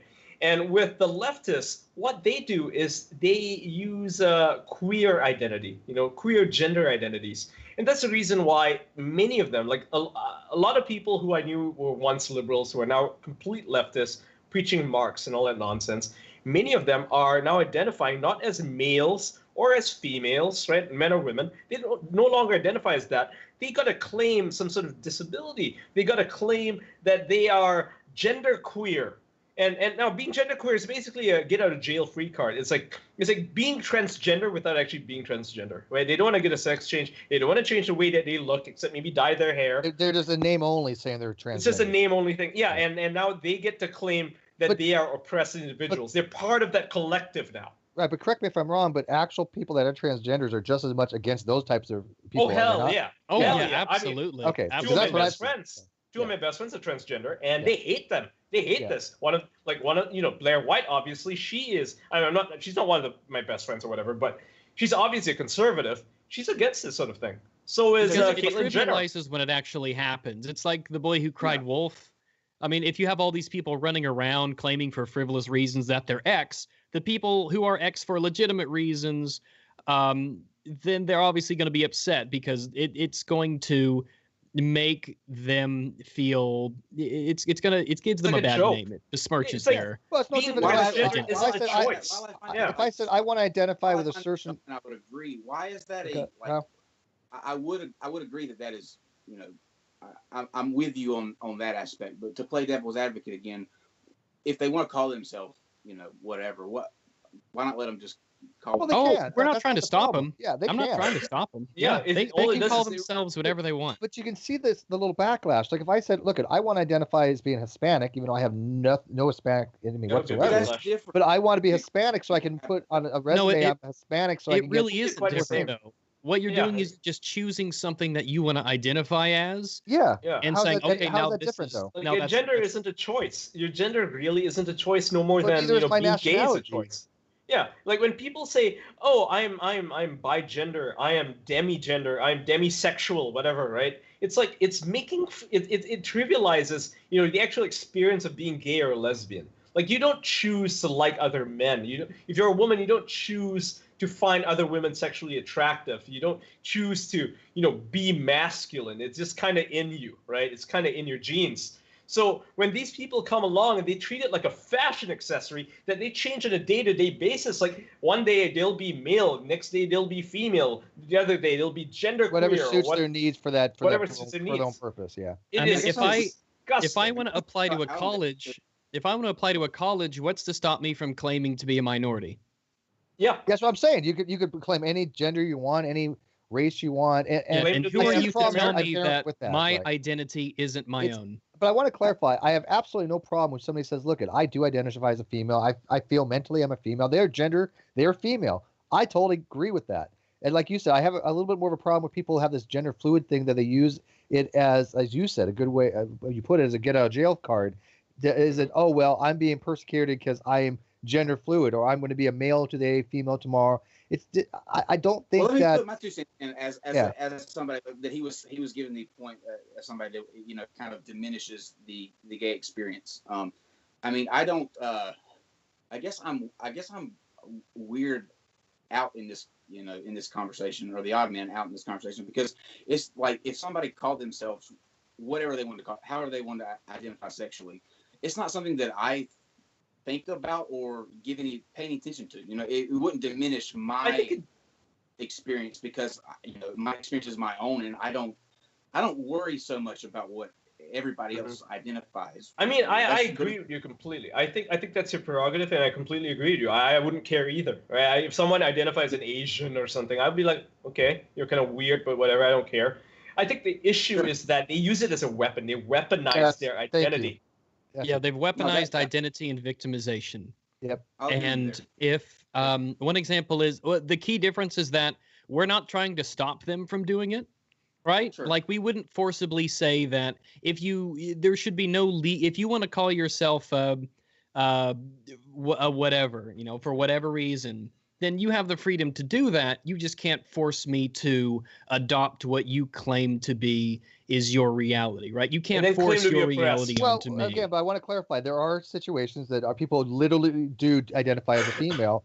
I'm happy with treating them as gender. Yeah, female. that's fine. Oh yeah, I mean that's fine. Hell, I call Riley J. Dennis she, and I still don't know about her. Yeah, well, I mean, What about I call what her about she too, Caitlyn but Jenner? see, I have my own issues. I with call Riley, her. I 'cause call her her. I mean, she Sure, has had she. she has had a sex change. But Riley she has does- actually said it is sexist if you say I would not want to sleep with somebody who's transgender, or I don't Yeah, want to sleep with Riley's the same very- sex. Riley's a meme. And I don't get that. She's a meme. And I do agree. She's a living meme. What's her name? Jacqueline Glenn Okay, had a Riley really J. great Dennis. well, yeah, Jacqueline Glenn had a great video on this. It's called something like my sexuality is wrong. And again, I had a high comment on that for a while too. But I think she was spot on with that. It's like, look, everybody can pick who they are You don't pick who you're sexually attracted to, and you can pick who you tend to want to be or with, right? If I don't want to be with Frankie, I'm not going to be with Frankie, right? And I don't want to be with Frankie, but that Don't doesn't do make that. me homophobic, right? But if I go, hey Kyle, you're kind of cute. Well, they want Okay, it both ways. you know. They want to be able to What if say Riley that it's said- not my choice, I'm this way, so respect me. But if you say, well, yeah, it's not my choice that I'm not sexually attracted to you, then that makes you a Exactly. bigot. And I you want know? to go on record. I'm more for Frankie because of the hair. No offense. What? God, look at that hair. It's gorgeous. Man, my hair's as long as his. A second ago, Steve, you said that Riley said. What did he say exactly? Riley, she, but she said that it was sexist if you said I do not want to sleep with a transgender. I'm not attracted to transgenders. Yeah, basically, it's In bigotry what world? In to what have world is I that? was having- stunned. having She's genital supposed to be- preferences is Yeah. bigoted. She's supposed to be advocating for tolerance, right? Riley, that's dumb as fuck. That's what I thought. Yeah. And Internet I agrees. was totally on Jack and Glenn's side on that one because I was like, wait a minute, you're preaching one side about tolerance, but at the same time you're saying, hey, you can't, a person cannot make these statements that they just are not attracted to somebody's Preference transgender. is not And racism. I know some beautiful Where do you transgender find that? women. Okay, not gonna lie. But they know I'm never going to be sexually attracted, and thank God they wouldn't Right. want me to be. But It's they don't care about that. They don't find that to be offensive by any means. It shouldn't be, right? And yet you have people like Riley Dennis, and to a more extreme example, Zinnia Jones, who I will tell people that maybe you should have a trans person rub their cock and balls all over your face. Maybe you'll like it. Maybe you should experience that first. I would like that. I would not like it either. He's like, that's my Saturday night next week. But no, look at if That some one for hot the team. chick in her early 20s says, "Hey Steve, you're a little bit too old for me. I'm not sexually attracted to you. I'm not going to cry ageism. I'll cry myself to sleep, but I'm not going to be like, hey, you're an ageist. I get it. You I probably have a understand it, case. right? After I have a- tonight, you will probably have a case for that. Yeah. There's a theory. There's a working theory that Ray Blanchard actually came up with, and he said that people like Zinnia Jones, she's not actually trans. She's actually got autogynephilia, and what that means is that it's basically a man who has a paraphilic tendency to be sexually aroused or thought of as a woman, and that's the reason why fair enough. some people, they're very horny, masturbating to themselves, and that is a thing that Zinnia Jones actually That'd does. be Kyle. That's Kyle right there. she's got a little Twitter account. I'm not going to name it because it's disgusting. It really is disgusting. Like, she does the weirdest shit, and it's all about. Have you ever, just out of curiosity, have you ever seen Frankie's channel, The Geek Room? There is nothing beyond what we have seen No, to yeah. date. Probably it's disgusting. Don't. Yeah. One person, Rain Florence. Oh, you guys don't. Have you even guys heard of know. Rain Florence, You by the way? No, they have not This been is a good exposed treat to her. if you No. haven't. If you We will expose you to rain at a future date. Oh boy. Congratulations, guys. Yeah, you don't know what you're in for. Down the rabbit hole. Well, I'll tell you this: after you've seen the things that we've seen, sex is not going to be an option for you ever again. Bad thing is, they only seen a snippet of it. I seen the worst. He's been immersed in it. Yeah. Yes. So, well, you've never seen Zinnia Jones, have you? Yeah, we're gonna have to compare. Rags, I'm curious. With a channel that has as many subscribers as you do, you tend to have a bigger target on your back. You know, when you get up in those kind of numbers. Do you find that you are kind of fighting a two-front war on that aspect of people who are trying to like actively seek out some things that you say in your content, and whether it's false flag or whatever, but are you getting a pushback being on the side that you're on? I have not in the way of like strikes and claims, because none of that. I mean, they've tried. They've tried to every like DMCA attempt has I've won them all. I think I'm like 6 for 6, 7 for 7, something like that. I win all those because I know the law. In terms of pushback, I am the law. Yeah. But really, I don't really. I guess I don't have like an arch nemesis or anything. A lot of the people who tend to goad on after me, they really just don't. I mean, I just don't get bothered by things. So I think a lot of people don't bother. I don't think I mean, all the people who would consider me their enemy, they're really small channels and they're awful. I was just say some of the ones you responded to, no offense, are kind of low hanging fruit. Oh yeah, some of them are. It's just a guilty pleasure. Yeah, no, I get it. No, I'm not it's judging great. or criticizing. If I was you, I'd be doing it too. Yeah, but I go after I've seen the big, some of them. the small. They're not that challenging to show these people who didn't know what the fuck they were talking about. I mean, I'll go after just whoever. I mean, big channels, small channels, whoever.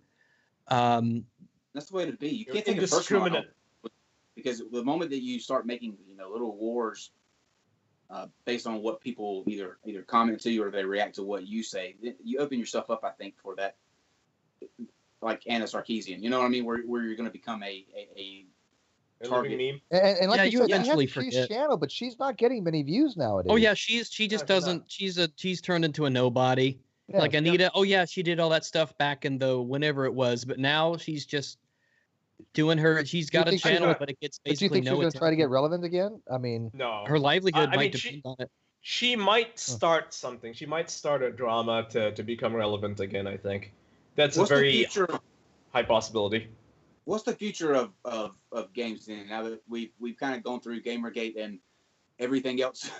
No, before we do that, I'm just gonna say that when you're like a big big personality, whether you have a big Twitter account, a big YouTube channel, big Twitch channel, whatever, when you pay attention to the dramas, to the smaller channels, all you're doing is you're giving these people relevance. You're turning them into your arch nemesis. You're wasting your time. You should be producing content for yourself and for your audience, not for these people. These people are not your audience. They want to piss you off. Man, I got a guy in Australia. He made like 16 videos about me in a week or something like that. I mean, some of these guys are insane. Oh, it's hilarious. Sometimes it's funny. I've seen your shit you're talking about. Sometimes these people are like, I'm like, are they real? Is it really a person that's saying? I bet he thinks. I bet in his mind that he is your arch nemesis, but to you, he acts like it. Ian, there was one guy that was like, "Oh, look at Rags. This is how much he has potential to make." And Rags like, first of all, potential. Second of all, anything higher than 0 is wrong. Yeah, the whole Rags is buying subs. Oh my god,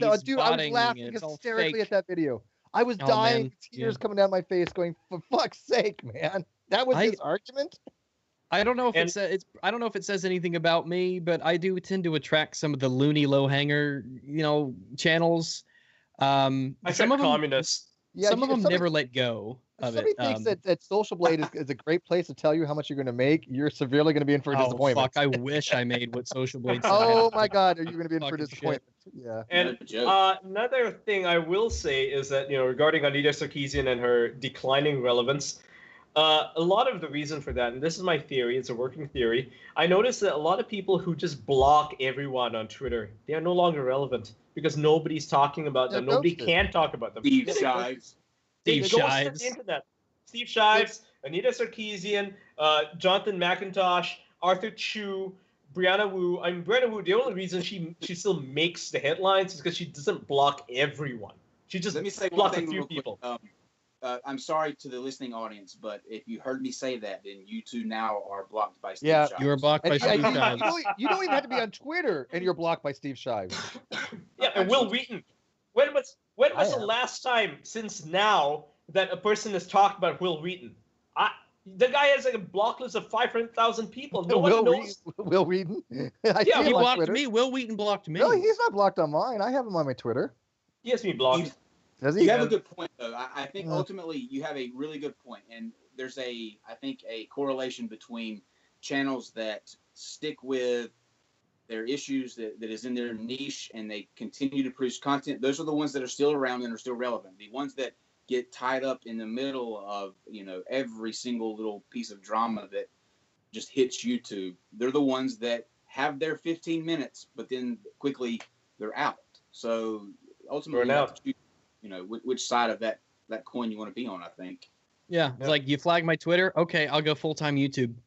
So there. Yeah. Well, they also try to punch up. I mean, look, you've got 250,000 subs, and so people may think, oh, here's this, big YouTube gamer guy. I'm going to punch up and try to, go after him. Ian, you've got like 87,000 Twitter followers. That's pretty substantial. So people huge. think, yeah, that's huge. I don't know how long you had your Twitter, but people tend to go after those people thinking it's going to give them some kind of leg up, and I'm like, that's just fucking stupid. I've been on YouTube now for 5 years. I don't punch up unless, and I think if it's somebody that I don't agree with, that's fine. But I don't make it into a, hey, let me try to fuck you in a video kind of thing. I'll be like, no, I just don't agree with this person. You make Why? videos about me. You do if they try to define. Oh, I'm gonna make so many videos about you now. You don't even know. There's like a few guys who really, really hate me who have like a fraction of the relevance that I have on Twitter, who are making videos about me now, and I haven't watched a single one of them. I just look at them. I'm like, I found guess a it video from exists. last year that I didn't watch because I don't watch hardly anything about me anymore. Yeah, I don't But like I found watching one stuff from about last myself. year that I did It's decide like- to watch. It was fucking retarded. I'm like, this is serious?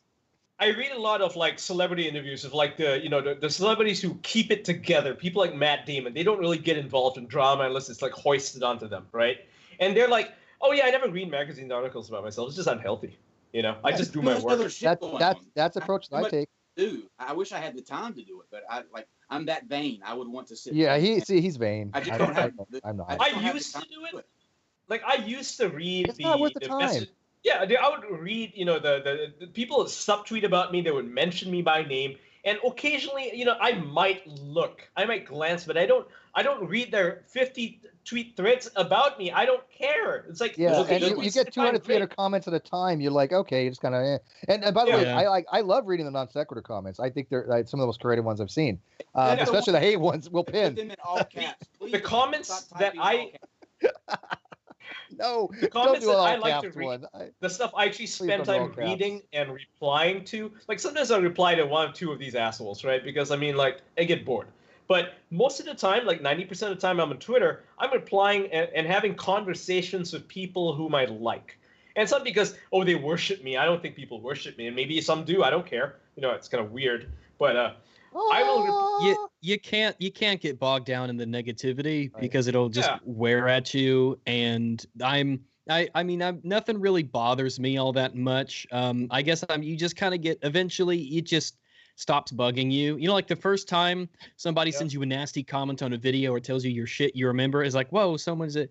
But then you're like, it's just the internet and people are like Yeah, that. it's just like I one out remember, of a million. though. Yeah. Because when I first started, I remember those first few, critical comments, and some of them were legit. Don't get me wrong. I mean, I've learned from that experience. Sure. I've learned from helping out people saying, "Hey, try things this way," and great. But the ones that are just like, "Oh, you're a fucking moron because you don't accept flat Earth," or Ken Hovind's a genius and you don't appreciate him and you're just a stupid poopy head. It's like, I remember mine. you can't. Wait, does people actually think that Kent's smarter than I am? This hurts me to the core.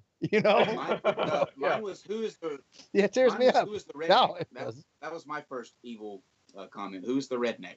So I thought I gave. He's not even lying. No, he's not kidding. He is serious. He's really serious. From now on, from every stream. He was hurt by that.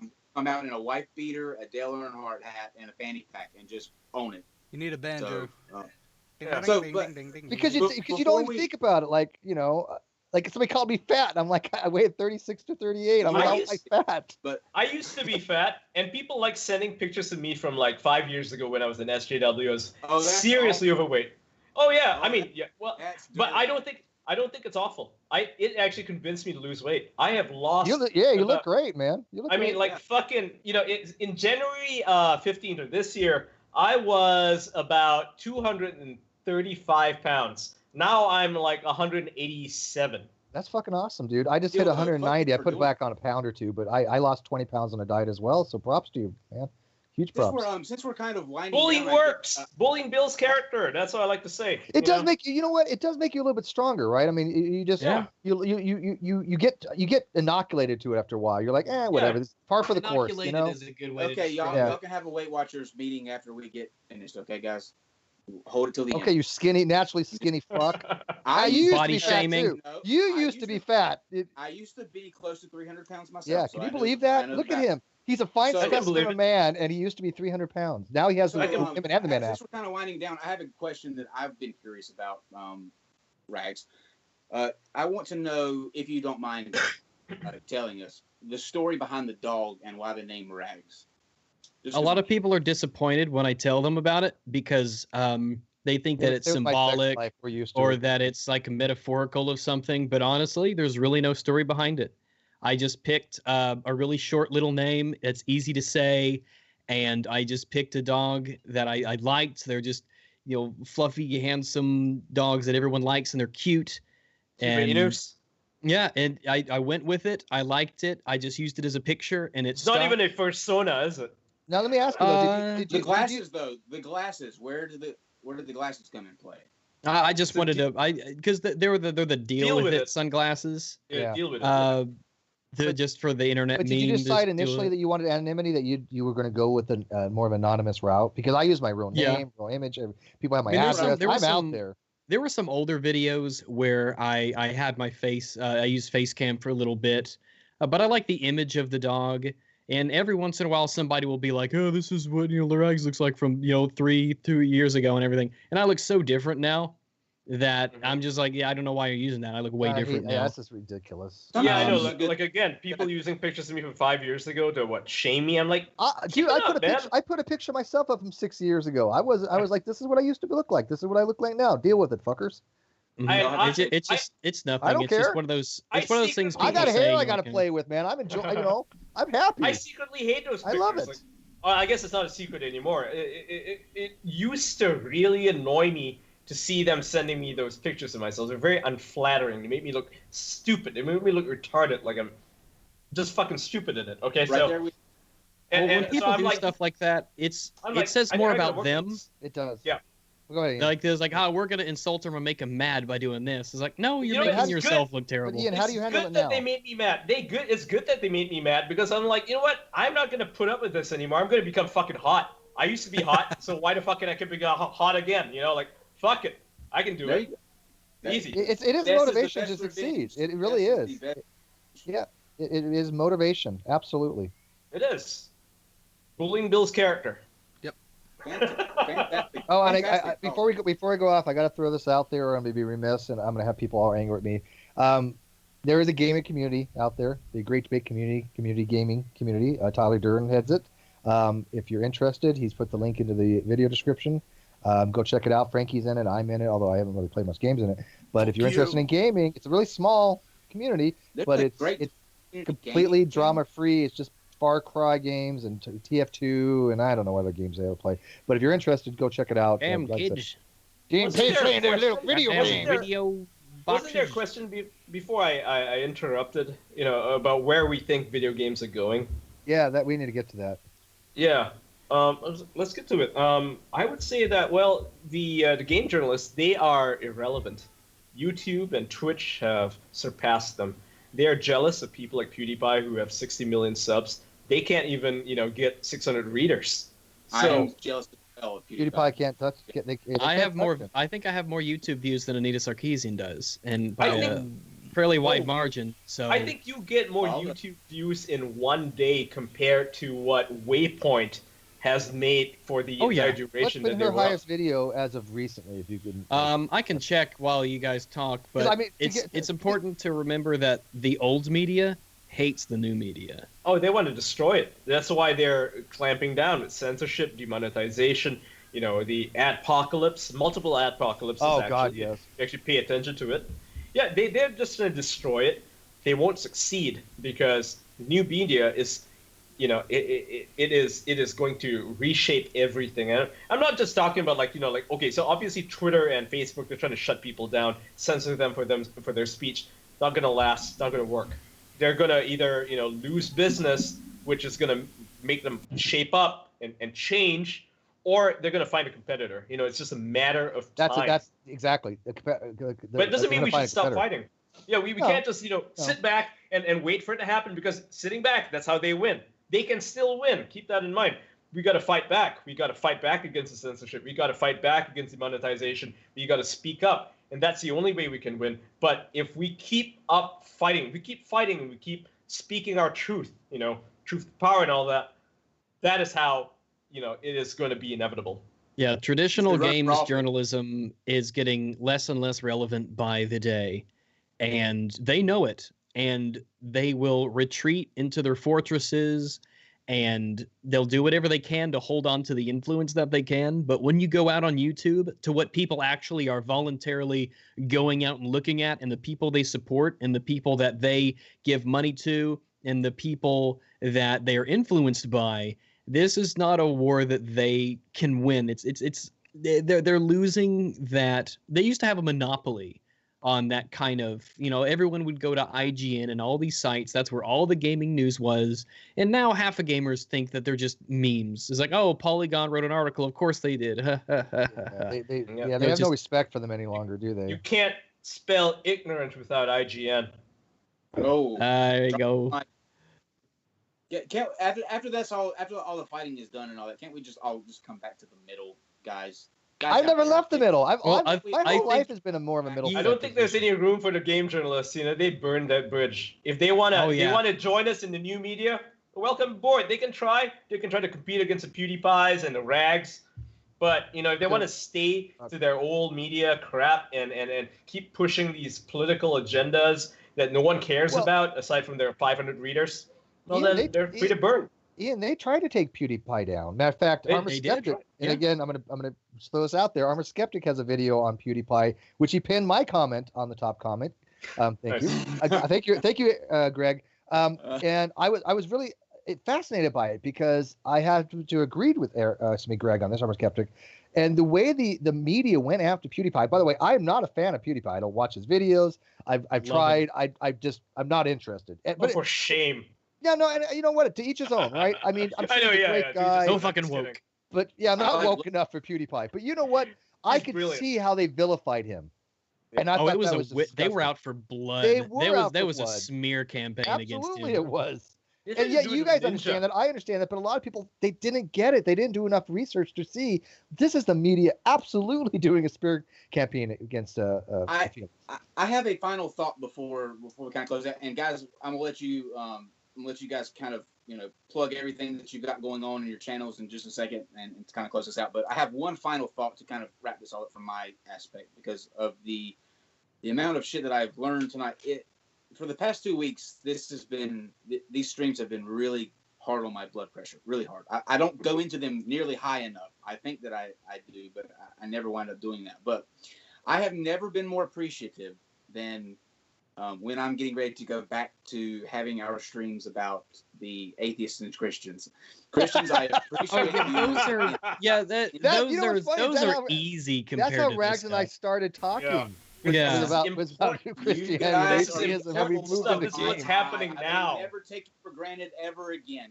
Never, ever, ever. Because you could be militant, cisgender whatevers, and you're not. You're just Christians, and I thank God for you. Listen, if you ever get tired of creaming, traditional religion, there's always social justice is the new religion that could use a smacking. It is the new religion. In fact, it has supplanted the Christianity throughout the Western world. Just look at the polls. the shit that just comes with that is just dark. You know I what told, I mean? Like, I told you this was going to be a great topic. I was that's a looking dark forward to this world. for several days. We are in the midst of a culture war. Yeah, right? culture war is a way to describe it. Yeah. We're on the front lines. We're on the front lines, and it sucks. It's tiring for a lot of people. I enjoy it personally. Anytime you guys want to I come haven't on, really, I gotta admit, I haven't dived too much into the opinion. We would love to have you. We'll yeah, have you guys absolutely. Sure. anytime. Yeah, and I mean, I'm not in the front lines of the culture war. I'm one of those spectators because I got enough on my plate. Yeah, I got enough on my plate dealing with the whole. I think a lot of people are fighting theology, different wars. philosophy, science shit, right? So I don't think I think I'd spread myself too thin if I started diving into the cultural stuff. But I'm fascinated. I think it's worth it. I think it's worth looking into and seeing if you want to participate. If you, I mean, you obviously you have a unique voice, you have a unique perspective. I think we are bereft without your contributions to the culture war. That's just me. I'll give it some consideration. Now I feel like we have to. Yeah, no, I'm not against it. I'm not against it, but it's a whole different can of worms, and I've seen what happens when you go down that rabbit hole. Well, you know what? We went through flat Earth, though, so how much worse can it be with that? Yeah, what I have noticed is that because I watch a lot of atheism religious debates, a lot of what you would use in a debate against a religious person would be the exact same arguments you would use against someone who's advocating for progressive social justice. Yeah, I don't doubt that. Probably, I really don't. There is this. It's just easier to. I mean, yeah. Well, it is. But again, it's that backlash because again, I appreciate the agenda, and I understand people want equality, but I see the amount of vitriol that comes out of certain camps, and if you don't have that mind groupthink, they will target you to no end, right? And so it comes at a cost. It comes There's at a cost. Personal cost. Yeah.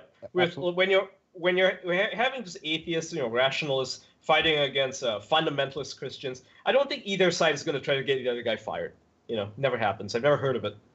But maybe like 20 years ago, 15 years ago. But 10, but in the social culture war, they do that. Look at Thunderfoot. They do it. Yeah, they do it. And I mean, not all the time. It's still frowned upon, even on both sides. But there will be one or two people who try to do it. Yeah. Absolutely. You know what? There's assholes everywhere. Let me ask you this question, Steve. Would you rather have your comfort or your honor? Oh, my honor. I'm.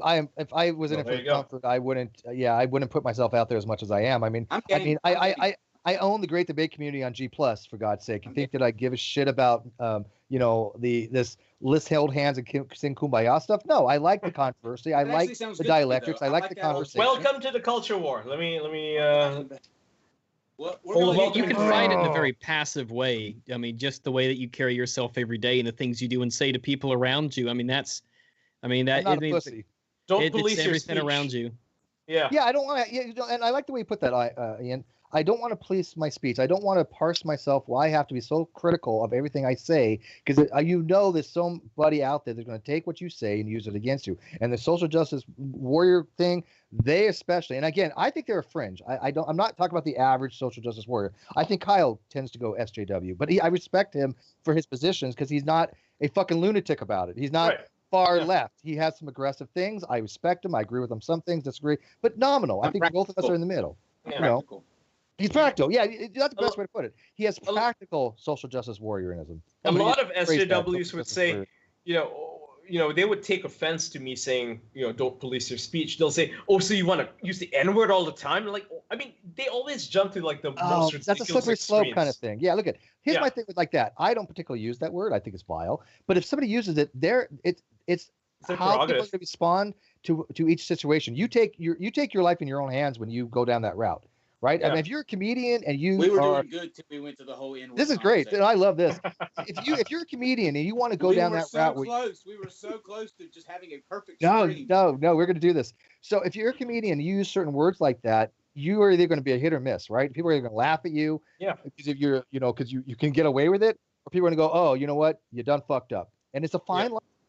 Yeah, look at Kramer. He done fucked up, Kramer, right? Yeah. But you get something like Red Fox, you get something like that was a dumb move, though. Yeah, that was dumb.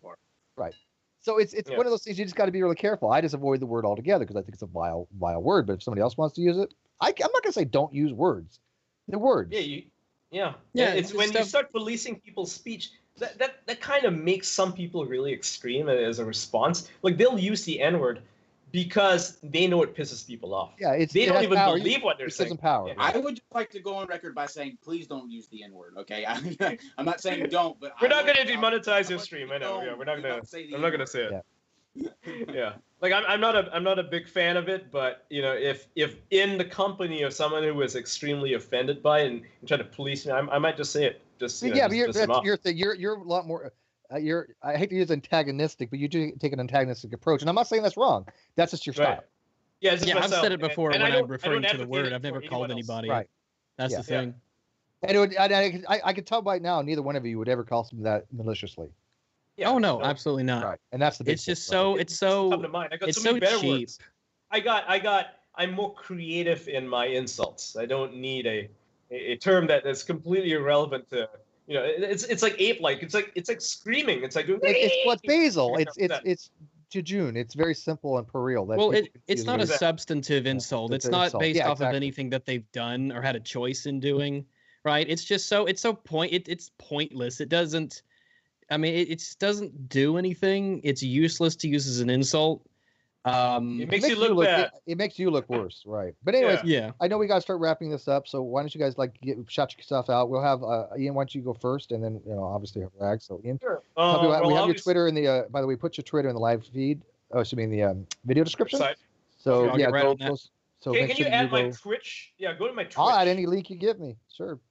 It's the same as my Twitter. It's /stillgray, so twitch.tv/stillgray. That would be my Twitch. I stream more or less daily. I play a lot of different video games. I wish I could play more often, but time is consuming.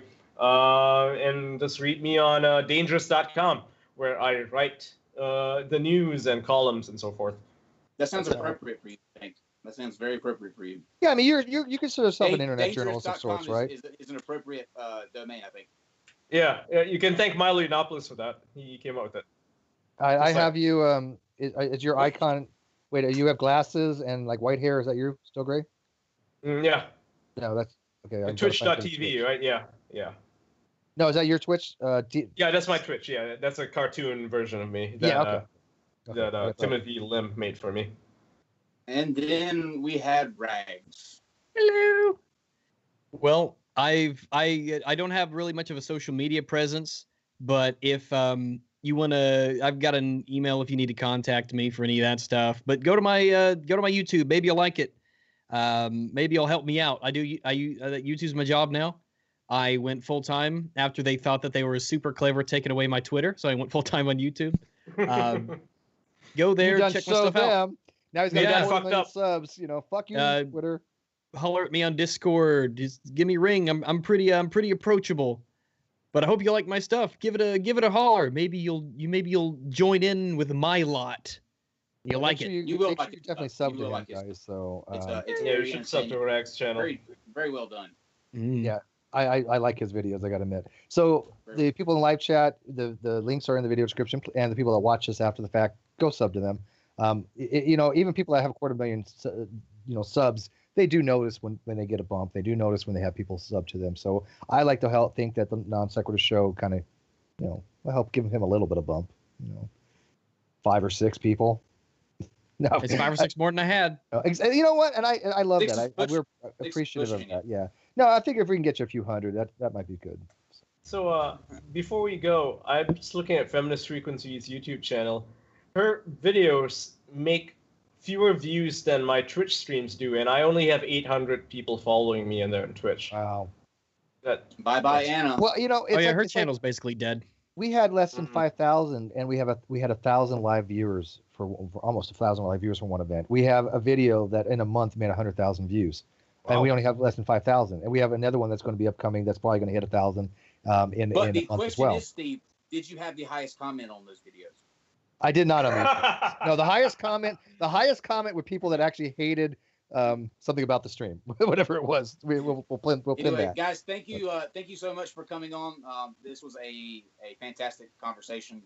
I enjoyed it immensely. It went I think where it needed to, and it was fantastic. So we appreciate you guys taking the time out to, especially come to a channel like ours that's just starting out. That means a lot. So we appreciate it. Oh yeah, you bet. Absolutely. So bye guys. Thank you for watching. We'll see you tomorrow at 8:00. Yes. See ya.